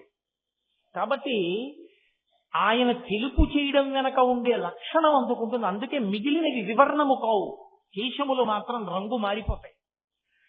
కాబట్టి అమ్మవారి జుట్టు తెలిపెక్కలేదు అంటే కాలమునందు ఆమె వశపడదు. కాలమునకు మనం వశపడిపోతాం కాబట్టి కాలంలో పడిపోతాం. జనన తేదీ ఒకటి ఉంది అంటే మరణ తేదీ ఉంటుంది, ఇవి వెళ్ళిపోతాయి. కాబట్టి మనం కాలమునకు వశపడిపోతాం. 6 వికారములు పొందేస్తుంది శరీరం. పుట్టినది, ఉన్నది, పెరిగినది, తరిగినది, మార్పు చెందినది, నశించిపోయినది. కానీ అమ్మవారు అలా కాలమునకు లొంగిపోయేది కాదు. కాబట్టి ఆవిడ నిత్య యవ్వన, అందుకని జుట్టు నల్లగా ఉంటుంది. అందుకని ఆవిడ ధమ్మిల్లకాయైచ, ఆవిడ జుట్టు ముడివేసుకుని ఉన్నది. జుట్టు ముడివేసుకుని ఎందుకు ఉండాలి అంటే శాస్త్రమునందు ఒక మాట ఉంది. జుట్టు విరబోసుకుని ఇంట్లో ఇల్లాలు ఉన్నా జుట్టు విరబోసుకుని స్త్రీ రాజవీధి యందు నడిచి వెళ్ళినా ఆ దేశమునకు అరిష్టము, ఆ ఇంటికి అరిష్టము అని గుర్తు.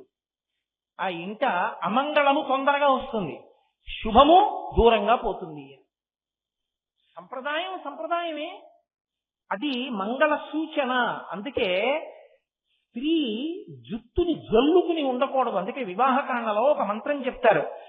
భర్త భార్య మెడలో తాళి కట్టాక చెప్తాడు, నేను ఎప్పుడూ నిన్ను చూడకూడదని అనుకుంటున్నది ఎలాగో తెలుసా? నీ జుట్టు విరబోసుకుని నువ్వు ఉండి నీ గుండెలు బాదుకుంటూ నా కంట కనపడకుండెదవుగాక. జుట్టు చల్లుకుంటే ఏమవుతుందంటే స్త్రీకి ఖచ్చితంగా అశౌచం కలుగుతుంది. అశౌచం కలిగినటువంటి ఉత్తర క్షణంలో ఆమె పూజార్హతని కోల్పోతుంది. ఆమె పూజ చెయ్యడానికి అర్హతని కోల్పోతే ఏమవుతుందంటే పురుషుడు చేసిన కార్యం మంగళప్రదంగా పూర్తి కాకుండా శుభప్రదమైన ఫలితాన్ని ఇవ్వకుండా పోతుంది. కారణం ఏమంటే నాకు ఇది ఎలా మీకు స్పష్టంగా అర్థమయ్యేటట్టు చెప్పాలి అన్న విషయంలో నేను కొంచెం తడబాటు పొందుతున్నాను. ఉండకూడని రీతిలో ఉంటే శౌచము లేదు అంటారు. శౌచము లేకపోతే పూజ చేయడానికి అర్హత ఉండదు. శౌచం ఎప్పుడు పోతుంది అంటే జుట్టు కానీ విరబోసుకుని ఉన్నారనుకోండి పోతుంది. అందుకే ఇప్పటికీ మీరు సంప్రదాయం తెలుసున్న ఇళ్లలో చూడండి, గబగబా చాలా ఏదో బాలసారి చేస్తుంటారు. బారసాల కాదు, బాలసారే. బాలసారే అంటే బాలునకు ఇస్తున్న సారే కానుక. దాన్ని బారసాల ఎంత భారమైనా ఎక్కించారు. అసలు దాని ఉచ్చారణ బాలసారే.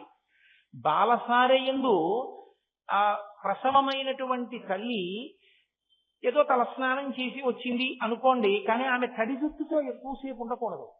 కాబట్టి ఆమెకి కబరీబంధం వేయకూడదు, జటాబంధనం వేయకూడదు. కొంచెం జుట్టు విడివిడి ఉంటే ఆరిపోతుంది తొందరగా. ఇప్పుడు ఆమె పూజకి తొందరగా కూర్చోవలసి వస్తే ఏం చేస్తారంటే చిట్ట చివర ముడి వేస్తారు. చిట్ట చివర ముడి వేసి పూజకు కూర్చోమంటారు. ఎందుకని అంటే జుట్టు జల్లుకుని ఉందనుకోండి అశౌచం వచ్చేస్తుంది వెంటనే. శ్రీరామాయణంలో బాలకాండలో ఒక ఆఖ్యానం ఉంది. అందులో దితి కశ్యప ప్రజాపతిని అడిగింది ఒకప్పుడు, నాకు ఇంద్రుణ్ణి చంపేటటువంటి కొడుకు కావాలి, ఏం చేయమంటావని అడిగింది. ఆయన అన్నాడు, ఒక పని చెయ్యి, 1000 సంవత్సరముల పాటు తపస్సు చెయ్యి. తపస్సు చేస్తే నీవు ఇంద్రుణ్ణి చంపగలిగిన కొడుకుని కంటావు. ఆవిడ తపస్సు మొదలెట్టింది. చిత్రం ఏమిటంటే దితి అదితి కశ్యప ప్రజాపతి భార్యలు. అదితి కొడుకు ఇంద్రుడు, కాబట్టి దితికి కూడా కొడుకు వరకే అవుతాడు. ఈయన ఆవిడికి సపర్యలు చేస్తున్నాడు. ఆవిడ సపర్యలు చేయించుకుంటూ ఆయన్ని చంపే కొడుకు కోసమే తపస్సు చేస్తోంది. 990 సంవత్సరాలు అయిపోయి ఒక రోజు ఆవిడ ఇంద్రుడిని పిలిచండి, గర్భం కూడా పెరుగుతోంది లోపల, మరి కొడుకు పుట్టాలిగా. 1000 సంవత్సరముల గర్భం అది. బయట తపస్సు, లోపల బిడ్డ పెరుగుతున్నారు. 10 ఏళ్లే మిగిలిందయా ఇంద్ర, తొందరలో తమ్ముణ్ణి చూడబోతున్నావు, నీకు జయమగుగా అని ఆవిడ మధ్యాహ్నం వేళ పాపం 990 సంవత్సరముల గర్భాన్ని ధరించింది. తపస్సు చేత క్లేశాన్ని పొందింది. ముందు ఆవిడ చేసిన పొరపాటు ఏమిటంటే జుట్టుని ముడివేయడం వదిలిపెట్టడంలో ఏమైందంటే ఆవిడకి కునుకొచ్చి ఇలా ముందుకి వాలింది. కునుకుపాటుతో ఇలా వంగింది. ఆ జుట్టు వెనక ఉన్నది చల్లుకుని ముందుకొచ్చి కాళ్ళకి తగిలింది. తగలగానే ఆవిడకి అశౌచం వచ్చింది. ఎందుకని అంటే జుట్టు ముడివిడిపోయింది. జుట్టు ముడివిడిపోయి చల్లుకుపోయింది కాబట్టి కింద. ఇప్పుడు ఆవిడికి అశౌచం వచ్చింది కాబట్టి ఆవిడ తపస్సుని భంగం చేయడానికి ఇంద్రుడికి అవకాశం వచ్చింది. ఆవిడ ముడి వేసుకునే లోపల ఇంద్రుడు సూక్ష్మ శరీరంతో లోపలికి వెళ్ళిపోయి వజ్రాయుధం పట్టుకుని లోపల ఉన్న పిండానికి కనపడ్డాడు. వాళ్ళు ఏడిచింది ఆ పిండం. మారుదస్యేతి గర్భం శక్రోప్యభాషత. అయ్యో మమ్మల్ని చంపేకు అని ఏడిచింది లోపల ఉన్న పిండం. ఆయన అంత ఏడుస్తున్నా ఊరుకోకుండా తన వజ్రాయుధాన్ని పెట్టి ముక్కలు కింద నరికేశాడు. పిండాన్ని నరికి పైకొచ్చేసాడు. అప్పుడు దిగండి, నిజమే నాది తప్పు, కేశపాశాన్ని కింద ముడివేయకుండా తూలేను, జుట్టు చల్లుకుంది కాళ్ళ మీదకి, అశౌచం వచ్చింది. నా భర్త నన్ను ముందే హెచ్చరించాడు, నువ్వు చాలా జాగ్రత్తగా ఉండాలి సుమా తపస్సు చేసేటప్పుడు. అన్నిటికన్నా ప్రధానమైనది ఏదో తెలుసా, ఒక ఇల్లాలిగా నువ్వు తపస్సు చేసేటప్పుడు శుచిర్యది భవిష్యసి, జుట్టు చల్లుకుని ఉండకుండా చూసుకో, శౌచము పోకుండా చూడన్నాడు. జుట్టు ముడి వదిలేను, చల్లుకుంది, కింద విచ్చుకుంది. ఆ కారణంగా అశౌచము కలిగి నా కుమారుడు లోపల ముక్కలైపోయారు. అంటే ఇంద్రుడు అన్నాడు, బెంగ పెట్టుకోకమ్మా, లోపల నన్ను చూసి మారుదహ మమ్మల్ని చంపవద్దు అని ఏడిచారు కనుక వాళ్ళని మరుత్తులు అని పేరు పెట్టి నేను వాళ్ళని దేవతాగణంలోకి తీసుకుంటానని మరుద్గణములన్న పేరుతో వాళ్ళకి అధికారం ఇచ్చారు. అంటే సంప్రదాయమునందు ఒక్కొక్క దానికి ఒక్కొక్క విలువ ఉంటుంది. అంత విలువ ఉంటుందా అండి అని మీరు ఆశ్చర్యపోవక్కర్లేదు. ఆయన ఎంఎస్ సర్జన్, ఆయన గుండె కోసేసి ఆపరేషన్ చేసేయగలడు. ఓ గోరు చుట్టూ ఆపరేషన్ చేయడానికి వచ్చాడు. అయినా ఆయన వేసుకున్నటువంటి బట్టలు తీసి అక్కడ పెట్టేసి, పర్స్ తీసేసి అక్కడ పెట్టేసి, ఒక టోపీ ఒకటి ఆకుపచ్చడి పెట్టుకుని, తన చేతులు శుభ్రంగా కడుక్కుని గ్లోవ్స్ వేసుకుని, అప్పుడైనా కత్తి పట్టుకుని గోరు చుట్టూ కోస్తున్నాడు. అలవోకగా గోరు చుట్టూ కొయ్యగలిగిన డాక్టరు ఎందుకన్ని జాగ్రత్తలు తీసుకుని కోస్తున్నాడు అంటే, ఒక పని చేసే ముందు ఒకలా ఉంటే తప్పది సిద్ధించదు, లేకపోతే దోషం వస్తుంది ఖచ్చితంగా. ఎట్నుంచో బ్యాక్టీరియా ప్రవేశిస్తుంది. ఒక పుండు కోసే డాక్టర్ సరిగా ఉండకపోతేనే బ్యాక్టీరియా ప్రవేశిస్తే ఈశ్వర శాసనాన్ని అతిక్రమిస్తే అసౌఖ్యం వస్తుందని మీరు ఎందుకు నమ్మలేరు. కాబట్టి భర్త యొక్క మంగళత్వమునకు గుర్తేది అంటే భార్య వేసుకున్న కబరీ బంధమే. జటన్నా వేసుకోవాలి, ముడన్నా వేసుకోవాలి. అలా ముడి వేసుకుంటే అది మంగళ దర్శనం అని గుర్తు. పాపం ఆయన ఏదో పొద్దున్నే బయటికి వెళ్తున్నాడు, వెనక జుట్టు విరబోసుకుని ఒక స్త్రీ కనపడింది. ఆయన కర్మ అమంగళం. వెంటనే ఆయన భగవతిని ప్రార్థన చెయ్యాలి. సర్వమంగళ మాంగళ్యే శివే సర్వార్థ సాధకే శరణ్యే త్రయంబకే దేవి నారాయణి నమోస్తుతే అని అమ్మవారి కబరీ బంధాన్ని ఒకసారి ఊహ చేసి నమస్కారం చేసి వెళ్ళాలి. అంత అమంగళకరమైనటువంటి శకునం అది, జుట్టు విరబోసుకుని కనపడితే. అమ్మవారు అలా ఉండదు సుమ. అంత పెద్ద జుత్తుందని, అంత నల్ల జుత్తుందని, అంత నొక్కుల జుత్తుందని, అంత చిక్కులు లేని జుత్తుందని ఆవిడ విరబోసుకు తిరుగుతుంది అనుకుంటున్నావేమో. అలా తిరిగే లక్షణం ఉన్నది కాదు. ఆమె ఝమ్మిల్లకాయైచ, అమ్మవారి సిగని చెప్తూ కుటుంబాలలో ఉండవలసిన సంప్రదాయాల్ని చెప్తున్నారు జగద్గురువులు కనుక శంకరాచార్యుల వారు. ఇది ఏకకాలమునందు శ్లోకాన్ని నడిపించగలిగిన ప్రజ్ఞ శంకరాచార్యుల వారిది. కాబట్టి ఝమ్మిల్లకాయైచ, అంత నల్లగా ఉంటుంది ఆవిడ జుత్తు. నిత్య యవ్వన కాలాతీతురాలు అయినా సరే సంప్రదాయం విషయం వచ్చేటప్పటికి ఆవిడ అలా ఉంటుంది. శంకరులు సౌందర్యలహరిలో అంటారు, పరమశివుడు సభలోకి విజయం చేస్తున్నాడు అని చెప్పగానే ఆవిడ గబగబా వెళ్లి మోకాళ్ల మీద ఒంగుని పరమశివుడి పాదములకు తన బొట్టు తగిలేటట్టుగా నమస్కారం చేస్తుంది.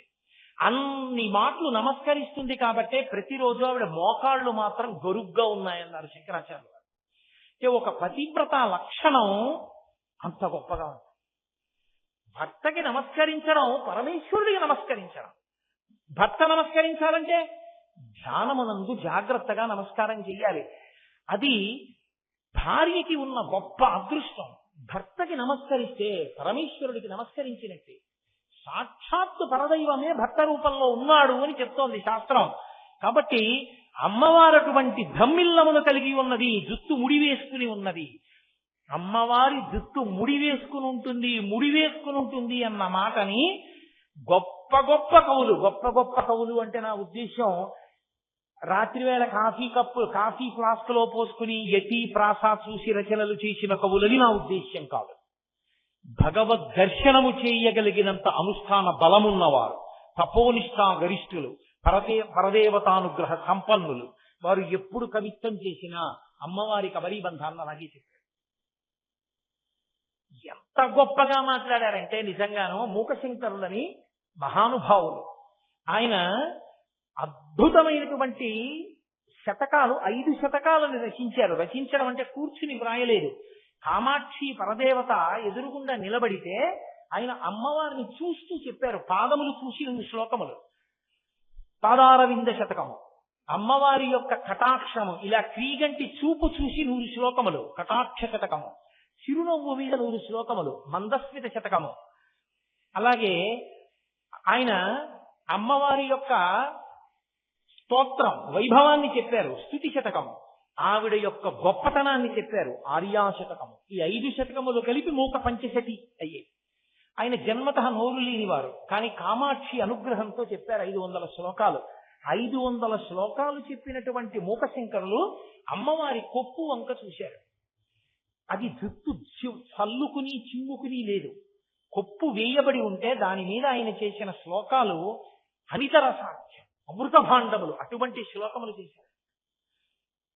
అందులో నేను ఎప్పుడో చదివాను మూక పంచశతి, సరిగ్గా జ్ఞాపకం ఉందో లేదో నాకు తెలియదు. అందులో ఒక చోట ఒక మాట అంటారు ఆయన, తామ్రాంభోజం జలద నికటే తత్ర బంధూక పుష్పం తస్మిన్ మల్లి కుసుమ సుషమాం తత్ర వీణానినాదం. జలద నికటే అంటే నీరు నిండినటువంటి మేఘం. నీరు నిండినటువంటి మేఘం నల్లగా ఉంటుంది. నల్లటి మేఘం ఉంది.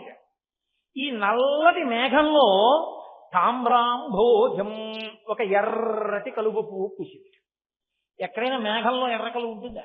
నీళ్లలో ఉంటుంది, కానీ మేఘంలో పూసిందిట ఎర్ర కలువ పువ్వు. పోనీ ఆ ఎర్ర కలువ పువ్వు మేఘంలో పూసి ఊరుకుందా? తత్ర బంధూక పుష్పం, ఆ ఎర్ర కలువ పువ్వులో ఒక ఎర్రటి మంకెన పువ్వు ఉందిట. మంకెన పువ్వు ఎర్రగా తప్ప ఇంకోలా ఉండదు. కాబట్టి అందులో ఇంకా ఎర్రగా ఉన్నది. ఎందుకంటే ఎర్ర కలువకు ఒక లక్షణం ఉంటుంది. మీరు బాగా లోపలికి చూస్తే మొదళ్ళు తెల్లగా ఉంటాయి. బంధూక పుష్పం మంకెన పువ్వు అలా కాదు, పూర్తి ఎర్రగా ఉంటుంది. ఎర్రగా ఉన్నటువంటి ఒక మంకెన పువ్వు ఈ కలవ పువ్వులో ఉంది. అది ఎక్కడైనా సాధ్యం అవుతుందా? మళ్ళీ పోనీ అక్కడతో ఊరుకున్నారా? ఊరుకోలేదు. తస్మిన్ మళ్ళీ కుసుమ సుషమాం, మళ్ళీ ఈ ఎర్ర కలువలో ఉన్నటువంటి మంకెన పువ్వులో ఒక తెల్లటి మల్లె పువ్వు ఉంది. ఇవి మేఘంలో. అసలు అలా ఎలా ఉంటాయి? పువ్వులో పువ్వు ఉంటుందా లోకంలో ఎక్కడైనా? పువ్వులన్నీ కలిపి బుట్టలో పెట్టుకొస్తే చిన్న పువ్వులు ఏదో పెద్ద పువ్వులోకి దిగిపోతుంటాయి. అంతేగాని మేఘంలో ఎర్ర కలువ పుట్టి, ఎర్ర కలువలో మంకెన పువ్వు పుట్టి, మంకెన పువ్వులో మల్లె పువ్వు పుడుతుందా? పుట్టదు. పోనీ మల్లె పువ్వు పుట్టింది. అక్కడ చూస్తే తత్ర వీణానినాదం, వీణ వాయిస్తున్నటువంటి ధ్వని వినపడుతోందట ఆ మల్లె పువ్వు దగ్గర. అదేమిటండి ఇది ఎలా సాధ్యం అంటారేమో.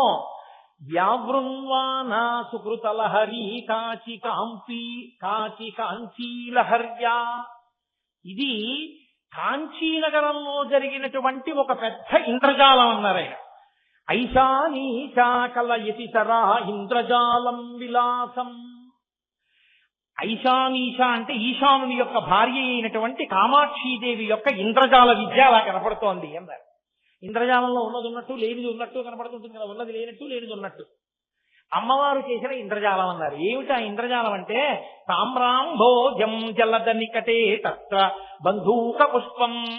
మేఘంలో ఎర్రకలువ ఉండదు, నల్ల జలద నికటే, నీరు నిండిన మేఘం నల్లగా ఉంటుంది.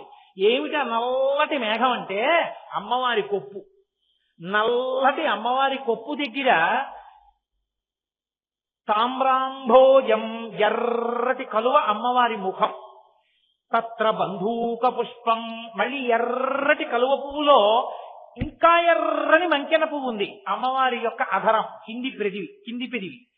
అక్కడ తస్మిన్ మల్లి కుసుమ సుషమాం, అక్కడ మల్లె పువ్వులు ఉన్నాయి. ఓ మల్లె పువ్వు ఉంది అంటే విచ్చుకోకుండా నవ్వింది ఆవిడ. మల్లె పువ్వు లాంటి పళ్ళు కనపడ్డాయి. తత్ర వీణానినాదం, ఆవిడ నోరు విప్పి మాట్లాడితే వీణ మోగినట్టు ఉంటుంది ఆ కంఠం. అటువంటి కంఠధ్వని వీణానాదం వినపడుతోంది. అంటే అమ్మవారి ముఖమండలాన్ని కొప్పుని వర్ణించడానికి మూకశంకరుడు ఒక పెద్ద పొడుపు కథ ఇచ్చినంత గొప్ప శ్లోకాన్ని ఇచ్చారు. స్థితి శతకం అనుకుంటాను నాకు జ్ఞాపకం ఉన్నంత వరకు. కాబట్టి ఆయన కూడా జలదనికటే, నల్ల మబ్బుతో పోల్చారు అమ్మవారి యొక్క కబరీ బంధాన్ని. అంత నల్లని జుట్టు కలిగిన అమ్మ, అటువంటి కొప్పు వేసుకునేటటువంటి లక్షణం ఉన్న అమ్మ అంటే ఇంటి ఇల్లాలు అటువంటిది కనుక ఇంట్లో ఉన్నటువంటి యజమానికి అంత వైభవం కలిగింది. ఇంటి ఇల్లాలు ఎంత శౌచంతో, ఎంత మంగళప్రదమైనటువంటి రూపంతో ఉంటుందో, ఎంత చక్కగా ఇంట్లో మెసలుతుందో దాన్ని బట్టి భర్త యొక్క ఐశ్వర్యము నిర్ణయింపబడుతుంది. కాబట్టి ఆ తల్లి అంత అందంగా సంప్రదాయాన్ని పాటించింది. ధమ్మిల్లకాయైచ జటాధరాయ, ఆయన ఈవిడిది చెప్పారు కొప్పేసుకుని ఉంది అమ్మవారు. అయ్యవారు జటాధరాయ, జట అన్న మాటకు అర్థం ఏంటో తెలుసా అండి? ఆయన వేసుకోలేదు, మగవాడు జడలేసుకోడుగా. మగవాడు ఇలా అల్లుకుని జడలేసుకుని పూలెట్టుకుని అవన్నీ చేయరు. కానీ ఆయనకి జటలు కట్టింది. జటలు ఎప్పుడు కడుతుంది? 2 కారణముల చేత కడుతుంది. ఒకటి, కేశ సంస్కారము చేసుకోకపోతే, అంటే తల దూకోవడం ఇలాంటి పనులు చేయకపోతే, ఏదో తైలం అలదనం, అభ్యంగన స్నానం చేయడం ఇలాంటి పనులు లేకపోతే జటలు కడుతుంది. 2, అందుకే పుట్టు జుత్తులు ఇచ్చే వరకు పిల్లల జుత్తు చిన్ని జటలు కట్టేస్తారు. ఏమండి పిల్లాడి జుత్తు జటలు కట్టేస్తోంది, తొందరగా 7 కొండల వాడి దగ్గరికి వెళ్ళొచ్చేద్దాం అంటుంటారు. జటలు కడుతుంది. అది తడి తగిలినా కూడా జట కట్టేస్తుంది. ముద్దల కింద జట కడుతుంది. పరమశివుని యొక్క జుట్టు కబరీ బంధంలా చక్కగా దూకుని నూనె రాసుకుని చక్కగా ఏదో పెద్ద కొప్పు లబుడేసుకుని ఆయన లేడు, ఆవిడ ఉంది. పైకి మీరు శ్లోకం చూశారనుకోండి, ఆవిడ చక్కగా ఉంటుంది, ఆయనకే సరిగ్గా చక్కగా జుట్టు ముడేసుకోవడం అది రాదనిపిస్తుంది. కానీ ఆయన అందం అంతా ఎక్కడుందో తెలుసా? ఆయన జుట్టు ఎందుకు అలా అయింది అంటే 2 కారణముల చేత అయిపోయింది. ఆయన జుట్టు జడలెందుకు కట్టింది అంటే చెడు ఉంది అక్కడ. చెమట కాదు ఆయనకి పట్టింది, ఆయన గంగని పట్టాడు. ఆయన ఎందుకు గంగని పట్టాడు? ఆయనకి ఏమైనా సరదాగా గంగని పట్టుకోవడం. గంగని పడితే నాకేదో వస్తుందని పట్టలేదు ఆయన. గంగని పడితే భగీరథునికి కోరిక తీరుతుందని తన గంగని పట్టే. లోకం కోసం బ్రతికే లక్షణం ఉన్నవాడు ఆవిడ భర్త. ఇది ఆవిడ కీర్తి. మా ఆయనంత గొప్పవాడు, ఇది ఆవిడ పరవశం. ఇది నీకు అర్థం కాకపోతే ఆవిడకన్నా ఇంత తక్కువ వాళ్ళ కనబడతాడు. మగవాడికి ఉండవలసిన లక్షణం ఏమిటంటే లోకం కోసం బతకాలి. మగవాడికి ఉండవలసిన లక్షణం ఏమిటంటే కీర్తి చేత బతకాలి. మగవాడికి ఉండవలసిన లక్షణం ఏమిటంటే త్యాగము చేత కీర్తి చేత విరాజితుడు కావాలి. అబ్బా ఆయన అండి మహానుభావుడు అని నమస్కరించాలి. ఆయన ఇల్లాలండి అని కాళ్ళకి నమస్కారం చేయాలి. ఆయన ఇల్లాలండి అని బ్రహ్మరథం పట్టాలి. ఆ కీర్తి త్యాగలిగిన నడవడి పురుషుడికి ఉండాలి. అదిగో లోకం కోసం గంగని పట్టిన వాడు ఆయన. భగీరథుడి కోసం గంగని పట్టాడు. భగీరథుడి కోసం గంగని విడిచాడు. కానీ ఆయన గంగని విడిచిపెడితే అందరూ వెళ్ళి గబగబా అందులో స్నానం చేస్తున్నారు. ఎందుకని? భవాంగపతితంతో యం పవిత్రమితి స్పృశు. పరమశివుని యొక్క శరీరమునకు తాకింది కాబట్టి గంగకంత పవిత్రత వచ్చింది. అప్పుడు ఎప్పుడో గంగని పట్టినందుకు ఇప్పటికీ ఆ గంగలో స్నానం చేసిన వాళ్ళందరికీ పాపాలు పోతున్నాయి. గంగ పాపహారిణి కాగలిగింది అంటే పరమశివుని యొక్క జటాజూటమునకు తగిలింది కాబట్టి. ఆయనకే వచ్చింది జుట్టు జటలు కట్టి. జటలు కట్టినా అది ఆయన ప్రజల కొరకు చేసిన త్యాగమునకు గుర్తు. ఆయన నీలకంఠుడై తెల్లని కంఠ నల్లబడినా ప్రజల కోసం త్యాగమే. హాలాహల భక్షణం చేసి నల్ల మచ్చ మిగుల్చుకున్నాడు. అది మచ్చ కాదు, ఆయన త్యాగానికి కీర్తికి ప్రతీక. ఆయన జటలు కేశ సంస్కారం పట్టించుకోనటువంటి సరైన నడవడి తెలియని వాడైన కారణం చేత కాదు. భగీరథుడి కొరకు లోకం కొరకు గంగని పట్టడం వల్ల జటలు కట్టినటువంటి జటలు ఉన్నవాడు కాదు. ఆ జటలు తర్వాత కత్తిరించుకోకూడదండి, అలా ఉంచేసుకోవడం. మరి అందరూ ఆ జటలు చూసి పాపంగా గంగని పట్టాడండి, జటలు కట్టే అండానికి కదా అప్పుడు కీర్తి కాదా, మరి తర్వాత ఎందుకు కత్తిరించుకోవాలా అంటే ఇప్పుడు కత్తిరించుకున్నా మళ్ళీ జటలే అవుతాయి ఆయనకి. కారణం ఏమిటో తెలుసా? ఆయన బహిర్ముఖుడు వాడు. అది ఆయన గొప్పతనం. ఆమె బహిర్ముఖురాలై తిరుగుతుంటుంది. అందుకే ఆవిడ కొప్పేసుకుంటుంది, ముందు స్నానం చేసేస్తుంది. అన్నీ ఆవిడ ఎందుకు చేసిందంటే ఆయన కూర్చుని ధ్యానం చేసుకుంటాడని. ఆయన కూడా అదే పనిగా ఆవిడ అన్ని అక్కడ పెట్టినా ఈయన పేపర్ చదువుకుంటూ అక్కడికి వెళ్ళి కూడా పేపర్ గురించి మాట్లాడుతూ పూజా మందిరంలో కూడా సెల్ ఫోన్ మాట్లాడుకునేవాడికి భార్య అగతాట్లు పడి అన్ని సిద్ధం చేయడం ఎందుకు? అదో కష్టం తప్ప. ఇన్ని ఎందుకు పెట్టింది ఆవిడంటే అక్కడికి వెళ్ళి ధ్యానం చేస్తూ ధ్యానంలో తాను రమించిపోతూ ఉండిపోతాడని. అలా ఒక్క పావుగంట భర్త కూర్చున్నాడు అనుకోండి, ఆవిడ ఎంతో సంతోషిస్తుంది. చక్కగా మా ఆయన పొద్దున్నే కూర్చుని ఓ పావుగంట ధ్యానం చేసుకుని బయటికి వస్తారు. ఇలా వెళ్ళి అలా వచ్చేసాడు అనుకోండి, ఏమన్నా అప్పుడే అయిపోయిందా అని అనుకోండి, అబ్బో ఇప్పటికే ఎక్కువ అన్నాడు అనుకోండి, ఆవిడకి బాధగా ఉంటుంది కదా. అలా 10 నిమిషాలు భర్త కూర్చుంటేనే సంతోషమైతే ఆయన చేసేటటువంటి ధ్యానం ఎలా ఉంటుందంటే, ఆయన ఎవరి కొరకు ధ్యానం చేయాలి? ఆయన ధ్యానం చేయడానికి ఇంకొకడు లేడు. ఆయన తనలో తాను రమిస్తూ ఉంటాడు, ఆత్మగా రమిస్తూ ఉంటాడు. ఆ రమించడంలో అలా ఉండిపోయి ఉంటాడు ఎప్పుడు. అలా ఎప్పుడు ఉండిపోయి ఉన్న కారణం చేత ఆయన జుట్టు పెరిగి పెరిగి పెరిగి పెరిగి జటలు కట్టేసి జారిపోయి ఉంటుంది. అంటే తనలో తాను రమించేవాడు ఆయన, తనలో తాను రమించేవాడు భర్తగా దొరికాడని సంతోషించి రమించిపోయేది ఆవిడ. ఇది వాళ్ళ దాంపత్యం. నీ ఇల్లు అలా చేసుకోగలవా? ఇది స్తోత్రం చేయి, నీ ఇల్లు అలా తయారవుతుంది. అంత గొప్ప భార్య, అంత గొప్ప భర్తగా మీరు బ్రతకగలరు. అది కీర్తి తప్ప సంపాదించను తేను దాచను పురుషుడు పొద్దున్న 8ంటికి లేవను 9ంటికి లేవను పూజా మందిరాన్ని తుడిచేది పని మనిషే, పూజా మందిరంలో నీళ్లు పెట్టేది పని మనిషే, ఆఖరికి భర్త గారికి మడిబట్ట పెట్టేది ఇంట్లో పని చేసేటటువంటి పని మనిషే, ఆఖరికి భర్త గారికి ఏమైనా కావలసి వచ్చినా ఆయన పిలిచేది పని మనిషినే. ఇంట్లో భార్య ఉన్నది ఎందుకు? భోగానికి తప్ప. ఆ భార్యాస్థానాన్ని పొందినట్ట తనని తాను అవమానించుకున్నట్టు. భర్త కొన్నిటికి భార్యయందు మాత్రమే మనసు కలిగి ఉండాలి, అసలు అతిక్రమించడానికి అవకాశమే ఉండకూడదంటే. ఆయన పూజామందిరంలోకి వెళ్ళి కూర్చుంటే ఇది లేదన్న మాట ఉండకూడదు. ఆయన ఏదైనా పదార్థం తీసుకుంటే ఇది నాకు సహించదు కదా అన్న మాట ఆయన నోటి వెంట రాకూడదు. ఆవిడ అసలు అది వడ్డించదు. ఆయన మనసు ఆవిడికి తెలుసు. ఆవిడ ధరించేది దేనికి అంటే ఇందులో ఆయన్ని అనువర్తించడానికే ఆవిడ ధరించడానికి గృహస్థాశ్రమంలో ప్రవేశించింది. ఇవి పనివాళ్లు చేస్తే నీ స్థానంలో వాళ్ళు కూర్చున్నారు, నువ్వే స్థానాన్ని పొందావు, ఆయనకి భోగం ఇవ్వడానికి ఉన్నావు. అప్పుడు నువ్వు పాడయ్యావు, ఆయన పాడయ్యాడు. ఆయన పాడయ్యాడు ఎందుకో తెలుసా? కనీసంలో కనీసం ఇలా చూపించేలా చేయించుకోవాలి. తప్ప అందులో ఇంకోడు ప్రవేశించి తీర్పు చెప్పడానికి అధికారం లేదు. అది భర్త దిద్దుకోవాలి భార్యని, దిద్దుకుని గృహస్థాశ్రమాన్ని నిలబెట్టుకుని ఇద్దరు తరించాలి. కాబట్టి ధమ్మిల్లకాయైక జటాధరాయ, అంత గొప్పవాడు ఆయన, అంత గొప్పది నా తల్లి. ఎంత గొప్పవాళ్ళమ్మా మీ ఇద్దరు, ఎటువంటి దాంపత్యం అమ్మా, ఎటువంటి అర్ధనారీశ్వర స్వరూపం అమ్మా. కాబట్టి నమశివాయైక నమశివాయ. వీళ్ళున్నారే, వీళ్ళు ఆయనకి మానాన ఆయన తరించి, ఆవిడ మానాన ఆవిడ తరించడం, అది కాదు వాళ్ళ లక్షణం. ఆయన ఆవిడ అలా నడవవలసిన అవసరం లేకపోయినా ఎవరి కొరకు నడిచి చూపించారంటే మనం అలా నడవాలని నేర్పడానికి నడిచి చూపించారు. కాబట్టి అమ్మా మీ ఇద్దరిని ఎవరు తలుచుకుంటున్నారో, ఎవరు చూస్తున్నారో, ఎవరు నమస్కరిస్తున్నారో వారికి మంగళం తప్ప ఇంకొకటి ఎందుకు కలుగుతుంది? మంగళమే కలుగుతుంది. ఇది శంకరాచార్యుల వారు చెప్పకుండా చెప్పడం ఆయన ప్రజ్ఞా విశేషం. అందుకని శ్లోకం చాలా సరళంగా ఉంటుంది. అమ్మో ఇది ఎలా చదువుతానండి అని భయపడిపోవలసినంత ఆర్భాటంగా ఏముండదు, హడావిడిగా. ఎందుకని? 100 ఉంటే 99 మంది గృహస్థాశ్రమంలోనే ఉంటారు.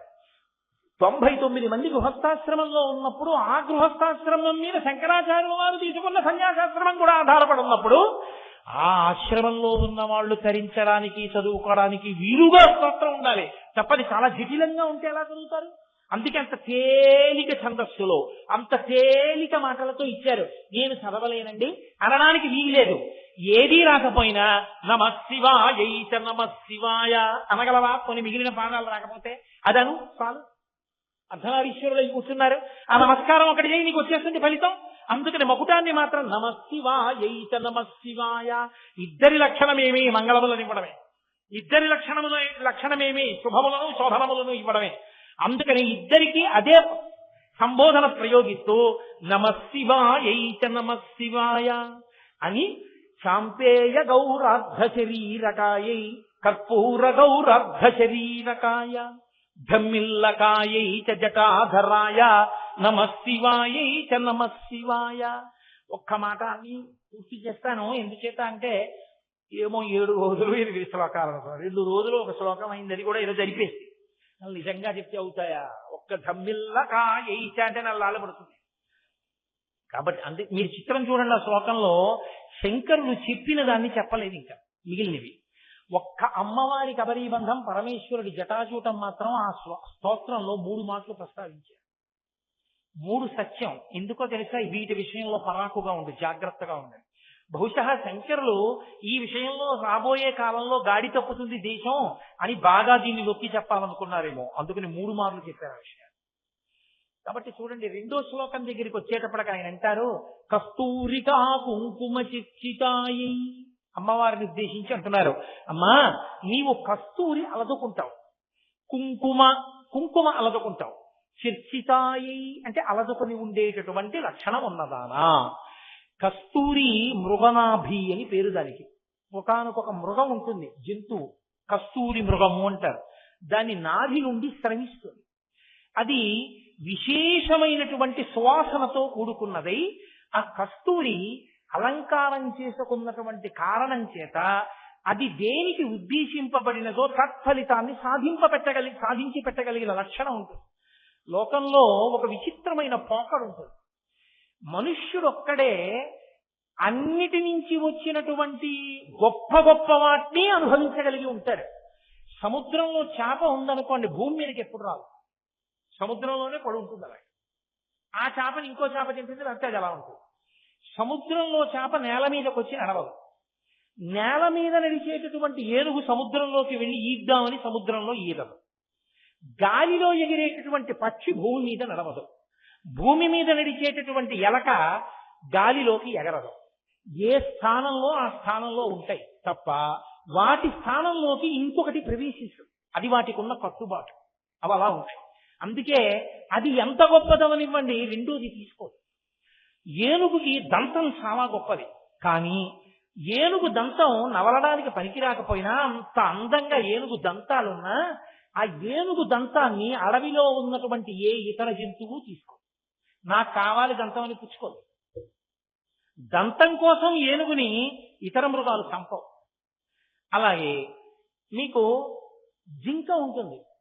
జింక చాలా అందమైనటువంటి జంతువు. దాని చర్మానికి ఒక ప్రత్యేకమైన లక్షణం ఉంది. ధ్యానంలో చాలా తీవ్రమైన నిష్ట కల్పించగలిగిన శక్తి జింక చర్మం మనకు ఉంటుంది. కానీ ఆ చర్మాన్ని ఏ జంతువు ఉపయోగించుకోదు, మాంసాన్ని తిని వదిలిపెట్టేస్తుంది. మనుష్యుడు మాత్రం మీరు చూడండి, సముద్రంలోకి వెళ్ళి ఓడలో వెళ్ళిపోతాడు, విమానం ఎక్కి పక్షిలా గాలిలో వెళ్ళిపోతాడు, భూమి మీద నడవవలసిన దాన్ని నడవలేకపోతే కారెక్కి వేగంగా వెళ్ళిపోతాడు, ఏనుగు దంతం ఊచేస్తాడు, జింక చర్మం ఊచేస్తాడు, ఆఖరికి సముద్రంలో ఉన్న చేపని తీసుకొస్తాడు, ఎక్కడో ఉండవలసిన పావుని తీసుకొచ్చి అద్దాల్లో బిగించి చూసి ఆనందిస్తాడు. తనకి సంబంధించిన వైభవాన్ని తాను అనుభవించడం కూడా చేత కానటువంటి జీవరాశిలో ఉన్న వివిధ జాతులలో ఉన్న సమస్త సౌందర్యాల్ని తెచ్చి అనుభవించే లక్షణం ఉన్నవాడు మనిషి ఒక్కడే. ఈ లక్షణం ఉంది కాబట్టే మనం ఏం చేస్తామంటే అక్కర్లేనివన్నీ తెచ్చి అనుభవిస్తూ ఉంటాం. ఏది అవసరమో అది తెచ్చుకుని ఇంట్లో పెట్టుకోడు, ఏది తరింప చేస్తుందో అది తెచ్చుకోడు, ఏది అక్కర్లేదో అది మాత్రం తెచ్చుకుని భోగస్థానం కింద వాడుకోవడం మొదలు పెడతాడు. ఏనుగు దంతం తీసుకొచ్చి ఏనుగు దంతంతో బొమ్మలు చేయించి ఇంట్లో పెట్టుకుంటే వచ్చే ఉపయోగం ఏముండదు. ఓ ఓడ బొమ్మో, లేకపోతే 2 నావికులు బొమ్మలో, లేకపోతే 2 కుక్క బొమ్మలో చేయించి నువ్వు ఇంట్లో పెట్టావు ఏనుగు దంతంతో, ఏమిటి ప్రయోజనం? ఏనుగు దంతంతో పరమేశ్వరుడు యొక్క మూర్తిని చెక్కించావు, ఆ తెల్లతనం దానిలో నిబిడీకృతమై ఉంది కాబట్టి ఇప్పుడు నువ్వు దాన్ని సద్వినియోగం చేశావు అనడానికి అర్హత ఉంది. సృష్టిలో పరమేశ్వరుడు ఇంత గొప్ప గొప్ప వాటిని ఎందుకు ఉంచాడంటే యథార్థమునకు ఇవన్నీ మనుష్యులు ఉపయోగించుకోవడానికి. మీరు చూడండి, ఆవు ఎక్కడో గడ్డి తింటుంది, ఎక్కడో వాహినిలందు జలంబు త్రాగగా అంటాడు పరీక్షిత్ మహారాజు గారు భాగవతంలో. ఎక్కడో అలా ప్రవహిస్తున్నటువంటి నీటి గుంతలలో ఉన్నటువంటి నీటిని తాగుతుంది. అది మనకు అవసరమైన నీరు కాదు, అది తాగుతుంది ఆవు. మనకి పనికిరాని గడ్డి తాను తింటుంది. వాచివీన గడ్డి తిని వాహినులందు జలంబు తాగగా నీ చరణంబులెవ్వడిని దళితంబుగా చేసి వాడు తా కీచరుడైనా అంటారు. అది మనకి పనికిరాని గడ్డి, మనకు పనికిరాని నీళ్లు తాను తాగుతుంది. పసిపిల్లల దగ్గర నుంచి వృద్ధుల వరకు అందరికీ జీర్ణమయ్యే పాలని, ఇహంలో చేసిన పాపాల్ని పోగొట్టుకుని పుణ్యాన్ని సంపాదించుకోవడానికి అభిషేకం చేయడానికి వీలైన పాలని ఇస్తుంది. ఆ ఆవు తన గోత్రనామాలతో తాను ఎప్పుడైనా అభిషేకం చేస్తుందా? మనం చేసుకుంటాం. మన కొరకు ఉపయోగింపగలం. ఆ ఆవు పాలు నువ్వు కాఫీకి ఉపయోగించుకుంటే నేరస్తుడివి నువ్వు. ఆ ఆవు పాలు అభిషేకానికి ఉపయోగించుకుంటే నువ్వు సక్రమంగా ఉపయోగించుకున్నవాడు. వస్తువు ఉండడం కాదు, వస్తువు ఎందుకుందో దాన్ని ఎందుకు ఉపయోగించుకోవాలో నీకు తెలిసి ఉండాలి. అలా ఉన్ననాడే నీ ఆశ్రమం సిద్ధిస్తుంది. ఏ ఆశ్రమంలో ఉన్నవాడు ఆ ఆశ్రమంలో ఉన్నదాన్ని వాడాలి, లేకపోతే దానికి అర్థం ఉండదు. బ్రహ్మచారి కాటుక పెట్టుకోకూడదు, గృహస్థు కాటుక పెట్టుకోవచ్చు. కంటికి చలవ చక్కగా పెట్టుకోవచ్చు, దోషం లేదు. బ్రహ్మచారి పూలదండ మెడలో వేసుకోకూడదు, గృహస్థు మెడలో పూలదండ వేసుకోవచ్చు. బ్రహ్మచారి నగలు పెట్టుకోడు, గృహస్థు మెడలో హారం వేసుకోవచ్చు. బ్రహ్మచారి తాంబూలం వేసుకోడు, గృహస్థు తాంబూలం వేసుకోవచ్చు. ఇంటి ఇల్లాలు మధ్యాహ్నం తాంబూలం వేసుకుని తీరాలి, భర్త ఆయుర్దాయం జరుగుతుంది. వేసుకోవలసినది వేసుకోవడం మానేసి భర్త గారు తాంబూలం పూజామందిరంలో పెట్టడం, భార్య తాంబూలం వేసుకోవడం. అప్పుడు ఇంకా ఈశ్వరుడు సృష్టించినటువంటి అపూర్వమైన ఆకులలో ఒకటి నాగవల్లి దళైర్యుతం ముక్తాచూర్ణే లతం యుక్తం తాంబూలం ప్రతిగృహ్యతాం అని కదా మంత్రం. నాగవల్లి అని పేరు దానికి. ఆ నాగవల్లి అనబడేటటువంటి తమలపాకు కొన్న గొప్పతనం ఏమిటంటే అది పువ్వు పూయదు, కాయ కాయదు. కమల పుష్పాలు అని మీరు ఎక్కడైనా విన్నారా? ఎక్కడ ఉండవు. అలాగే సృష్టిలో అపురూపంగా వచ్చిన వాటిలో ఒకటి మృగనాభి. మృగనాభి అంటే కస్తూరి మృగం యొక్క నాభి నుండి స్రవించేటటువంటి విశేష పరిమళం కలిగినటువంటి ఒక ద్రవ్య విశేషం. దానితో బొట్టుంచుకుంటే నువ్వు ఆ బొట్టు ఎందుకు పెట్టుకున్నావో ఆ ఫలితం కలుగు. బొట్టు ఎందుకు ఉంచుకుంటారు? స్త్రీలైతే ఒక ప్రయోజనానికి ఉంచుకుంటారు, పురుషుడైతే ఒక ప్రయోజనానికి ఉంచుకుంటాడు. నువ్వు ఎన్ని ఉపన్యాసాలు విన్నావు, ఎన్ని పుస్తకాలు చదివావు అన్నది కాదు. నీకు బొట్టు పెట్టుకోవడం రానంతసేపు నీకు అసలు సనాతన ధర్మం గురించి ఏమీ తెలియదని గుర్తు. ఎందుచేత అంటే పురుషుడు బొట్టు ఎందుకు పెట్టుకోవాలి అంటే నేను పునర్జన్మ సిద్ధాంతాన్ని అంగీకరించాను అని చెప్పినట్టు. పునర్జన్మ సిద్ధాంతాన్ని అంగీకరించాడు అంటే ఈ శరీరం విడిచిపెట్టిన తరువాత జీవుడు ఇంకో శరీరంలో కడతాడు. ఈ ఇక్కడ చేసిన పాపపుణ్యాలు అనుభవిస్తాడు. కాబట్టి నేను ఒళ్ళు దగ్గర పెట్టుకుంటాను, వేదం ఏం చెప్పిందో అలా బతుకుతాను అని ఒప్పుకున్నాడు అని గుర్తు. అందుకని బొట్టు పెట్టుకున్నాడు. బొట్టు పెట్టుకున్నాడు అంటే మీరు దగ్గరికి తీసుకోవచ్చు. ఆయనకి పాపపుణ్య వివక్ష ఉంది, భయం ఉంది, పునర్జన్మ మీద బెదురుంది. కాబట్టి మీరు దగ్గరికి పెట్టుకోవచ్చు. బొట్టు లేదు అంటే అసలు ఆయన పునర్జన్మ సిద్ధాంతం అని అంగీకరించాడు. కాబట్టి ఇక్కడ పాపపుణ్యాలు ఏమవుతాయి? ఆయన ఇంకొకసారి అనుభవిస్తానని ఆయన ఒప్పుకోవట్లేదు. ఒప్పుకోని వాడిని దగ్గరికి తీస్తే ఆయన పాపాన్ని ఇంకోలా కడిగేసుకుంటానన్న వాడిని నువ్వేం చేయగలవు? కాబట్టి బొట్టు అన్నది పురుషుడికి అంత ప్రధానమై కూర్చుంది. బొట్టు దృష్టి దోషాన్ని హరిస్తుంది. పైగా బొట్టు జ్ఞాన కేంద్రం ఉంటుంది ఇక్కడే. అందుకే చూడండి, ఏదైనా ఆలోచన నిలబడలేదనుకోండి, ఏదో జ్ఞాపకం రాలేదనుకోండి, కళ్ళు మూసుకుని దృష్టిని భ్రూమధ్యమునందు కేంద్రీకరిస్తారు. ఇక్కడ ఆజ్ఞాచక్రం ఉంటుంది, మనసుకి అధిష్టానం. ఇక్కడ ఎప్పుడు ఆలోచన నిలబడుతుంది, మళ్ళీ తిరిగి జ్ఞాపకానికి తీసుకొస్తుంది. ఆ జ్ఞాపక శక్తి దృష్టి దోషం వలన విరిగిపోకుండా ఉండాలి అంటే ఆజ్ఞాచక్రము తిలకము చేత కాని కుంకుమ చేత కాని ఆచ్ఛాదింపబడి ఉండాలి. ఇన్ని ప్రయోజనములు నెరవేర్చేది ఆ మృగనాభి, ఆ కస్తూరి పెట్టుకోవాలి. అది సువాసనలు వెదజల్లుతుంటుంది.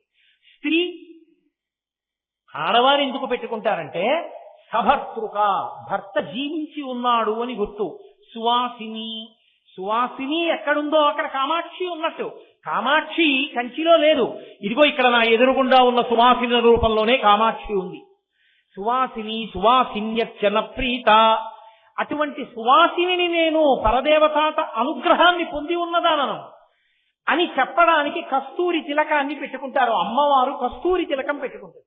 అందుకే కస్తూరి తిలకంచి తేందు విలసత్ప్రోద్భాసి పాలస్థలీం కర్పూర ద్రవ మిశ్ర చూర్ణ కపురామోదోల్ల సద్వీటికాం లోలాపంగ తరంగ తైరితి కృపా సారైర్లతానందినీం శ్రీశైలస్థలవాసినీం భగవతీం శ్రీమాతరం భావయేత్. ఆవిడ కస్తూరి తిలకాంచితేందు విలసత్. ఆవిడ కస్తూరి తిలకంతో చంద్ర రేఖతోటి ఇవాళ ఆకాశంలో ఉంది. అమ్మవారి అయ్యవారి కిరీటం మీద ఉండేటటువంటి చంద్రరేఖ శుక్లపక్ష తదియనాడు ఉండే చంద్రరేఖ. ఇప్పుడే నేను మీ పట్టణానికి కారులో వస్తూ ఆకాశంలో ఆ చంద్రరేఖను చూసి ఒక్కసారి కామాక్షి కిరీటం మీద, చంద్రమౌళీశ్వరుడి కిరీటం మీద ఉండేటటువంటి ఆ చంద్రరేఖని భావించి లోపల నమస్కారం చేసుకుని వచ్చాను. కాబట్టి ఆ చంద్రరేఖని ఇవాళ దర్శనం చేయొచ్చు. కాబట్టి ఆ తల్లి విలసత్పూర్ణి, ఆ పక్కన కిరీటం పక్కన చంద్రరేఖ ఉంటుంది, నుదుటి మీద కస్తూరి తిలకం ఉంటుంది. ఈ కస్తూరి తిలకం శోభ. ఆవిడ నుదురు కాంతి, చంద్రబింబం యొక్క కాంతి, కిరీట మణుల యొక్క కాంతి, ఆ స్వర్ణము యొక్క కాంతి, ఇన్ని కాంతులతో ఆవిడ ముఖం విరాజిల్లుతుంది. అసలే ఆవిడ కాంతి స్వరూపిణి. యాదేవీ సర్వభూతేషు కాంతి రూపేణ సంస్థిత నమస్తస్యై నమస్తస్యై నమస్తస్యై నమో నమః. ఆమెయే కాంతి రూపంలో ఉంటుంది. అటువంటి తల్లి రాశీభూతమైన కాంతి స్వరూపంగా అక్కడ కూర్చుని దాన్ని ఉద్దీపింపచేయగలిగేటటువంటి కస్తూరి బొట్టు పెట్టుకుంది. ఇక్కడ కూడా సింధూరం పెట్టుకుంటుంది ఆవిడ. బాలసూర్య బింబం ఎలా ఉంటుందో అలా ఉంటుంది అన్నారు శంకరాచార్యుల వారి సౌందర్యలహరిలో. కాబట్టి కస్తూరి తిలకం పెట్టుకుంది ఆవిడ. ఇప్పుడు ఆ కస్తూరి తిలకం పెట్టుకున్న అమ్మవారి మోము ఎలా ఉంటుంది అంటే అసలు మీరు ఇలా చూడగానే ఇక కన్ను తిప్పలేరు. ధ్యానమునందు అమ్మవారి ముఖమండలాన్ని కానీ ఎవరైనా ఒక లిప్త కాలము దర్శించగలిగితే కొన్ని గంటల సమాధిలో కడతారు. ఎందుకు కడతారో తెలుసండి? కారణం ఒకటే, ఇక ఆమె ముఖమండలాన్ని చూసిన తరువాత వేరొక వైపుకి మనసు తిరగదు, ఇంద్రియములు బహిర్ముఖములు కావు. అంత కాంతి, అమృతము కారిపోతుంటుంది ఆవిడ ముఖంలోంచి. అంత కారుణ్యమూర్తి నా తల్లి పరదేవత. ఆ తల్లి ముఖమే ఎర్రటి కాంతి, దానికి తోడు ఎర్రటి బొట్టు, ఇక్కడ సింధూరం, ఆ పైన బంగారు కిరీటం, ఆ పైన చంద్రరేఖ. ఇన్ని కాంతులు, పసుపు, తెలుపు, ఎరుపు, మణుల కాంతులు కలిపి కొత్త కాంతులు చింగుతుంటుంది. దానికి తోడు కాంతికి విషబ్బితే, కాంతికి వాసనబ్బితే వాసనలు కూడా విరజిమ్ముతుంటుంది ఆవిడ. ఎందుకని ఆ కస్తూరి మృగమదమునకున్న లక్షణం ఏమిటంటే అది సువాసనలు వెదజల్లుతుంది. అటువంటి తిలకం పెట్టుకున్న అమ్మవారి ముఖమండలం చూడగానే కళ్ళకి కలిగిన ఉపవాసం తీరిపోతుంది. ఆ సువాసనల చేత ముక్కునకు కలిగినటువంటి ఉపవాసం తీరిపోతుంది. ఇంద్రియములన్నీ వెనక్కొచ్చి ఆవిడ ముఖము నుండి స్రవించేటటువంటి ఆ కరుణారస ధారలను గ్రోలడం చేత కడుపు నిండిపోతుంది. కాను ఆ తన్మయత్వంలో అలా ఉండిపోతాడు. మహానుభావుడు శరభోజీ మహారాజు గారు వచ్చేటప్పటికీ అదిగో ఆ స్థితినే పొందాడు అభిరామ భట్టు. కాబట్టి అటువంటి ముఖమండలం కలిగిన తల్లి, అంతటి కాంతి స్వరూపిణి, ఏవి కాంతిని ఉద్దీపింపచేస్తాయో వాటిని ఆవిడ అలంకారం చేసుకుంటుంది. కాంతిని నొక్కేస్తాయి. ఏవి ఏదో దీపం ఉందనుకోండి, నిప్పుల మీద మీరు బూది జల్లేశారనుకోండి, కాంతి అణగిపోతుంది. ఖచ్చితంగా దీనికి వ్యతిరేకంగా అలదుకుంటాడు ఆయన బూది రాసుకుంటాడు. అంత మాత్రం చేత పనికి మాలిన వాడు కాదు. ఆయన బూది రాసుకోవడంలో గొప్పతనం ఏమిటో ఇవాళ మీకు కస్తూరిక అంతే చెప్పాను, ఇంకా అది కూడా పూర్తి చేయలేదు. కుంకుమ చర్చితాయై, దీన్ని రేపటి రోజున పూర్తి చేస్తాను.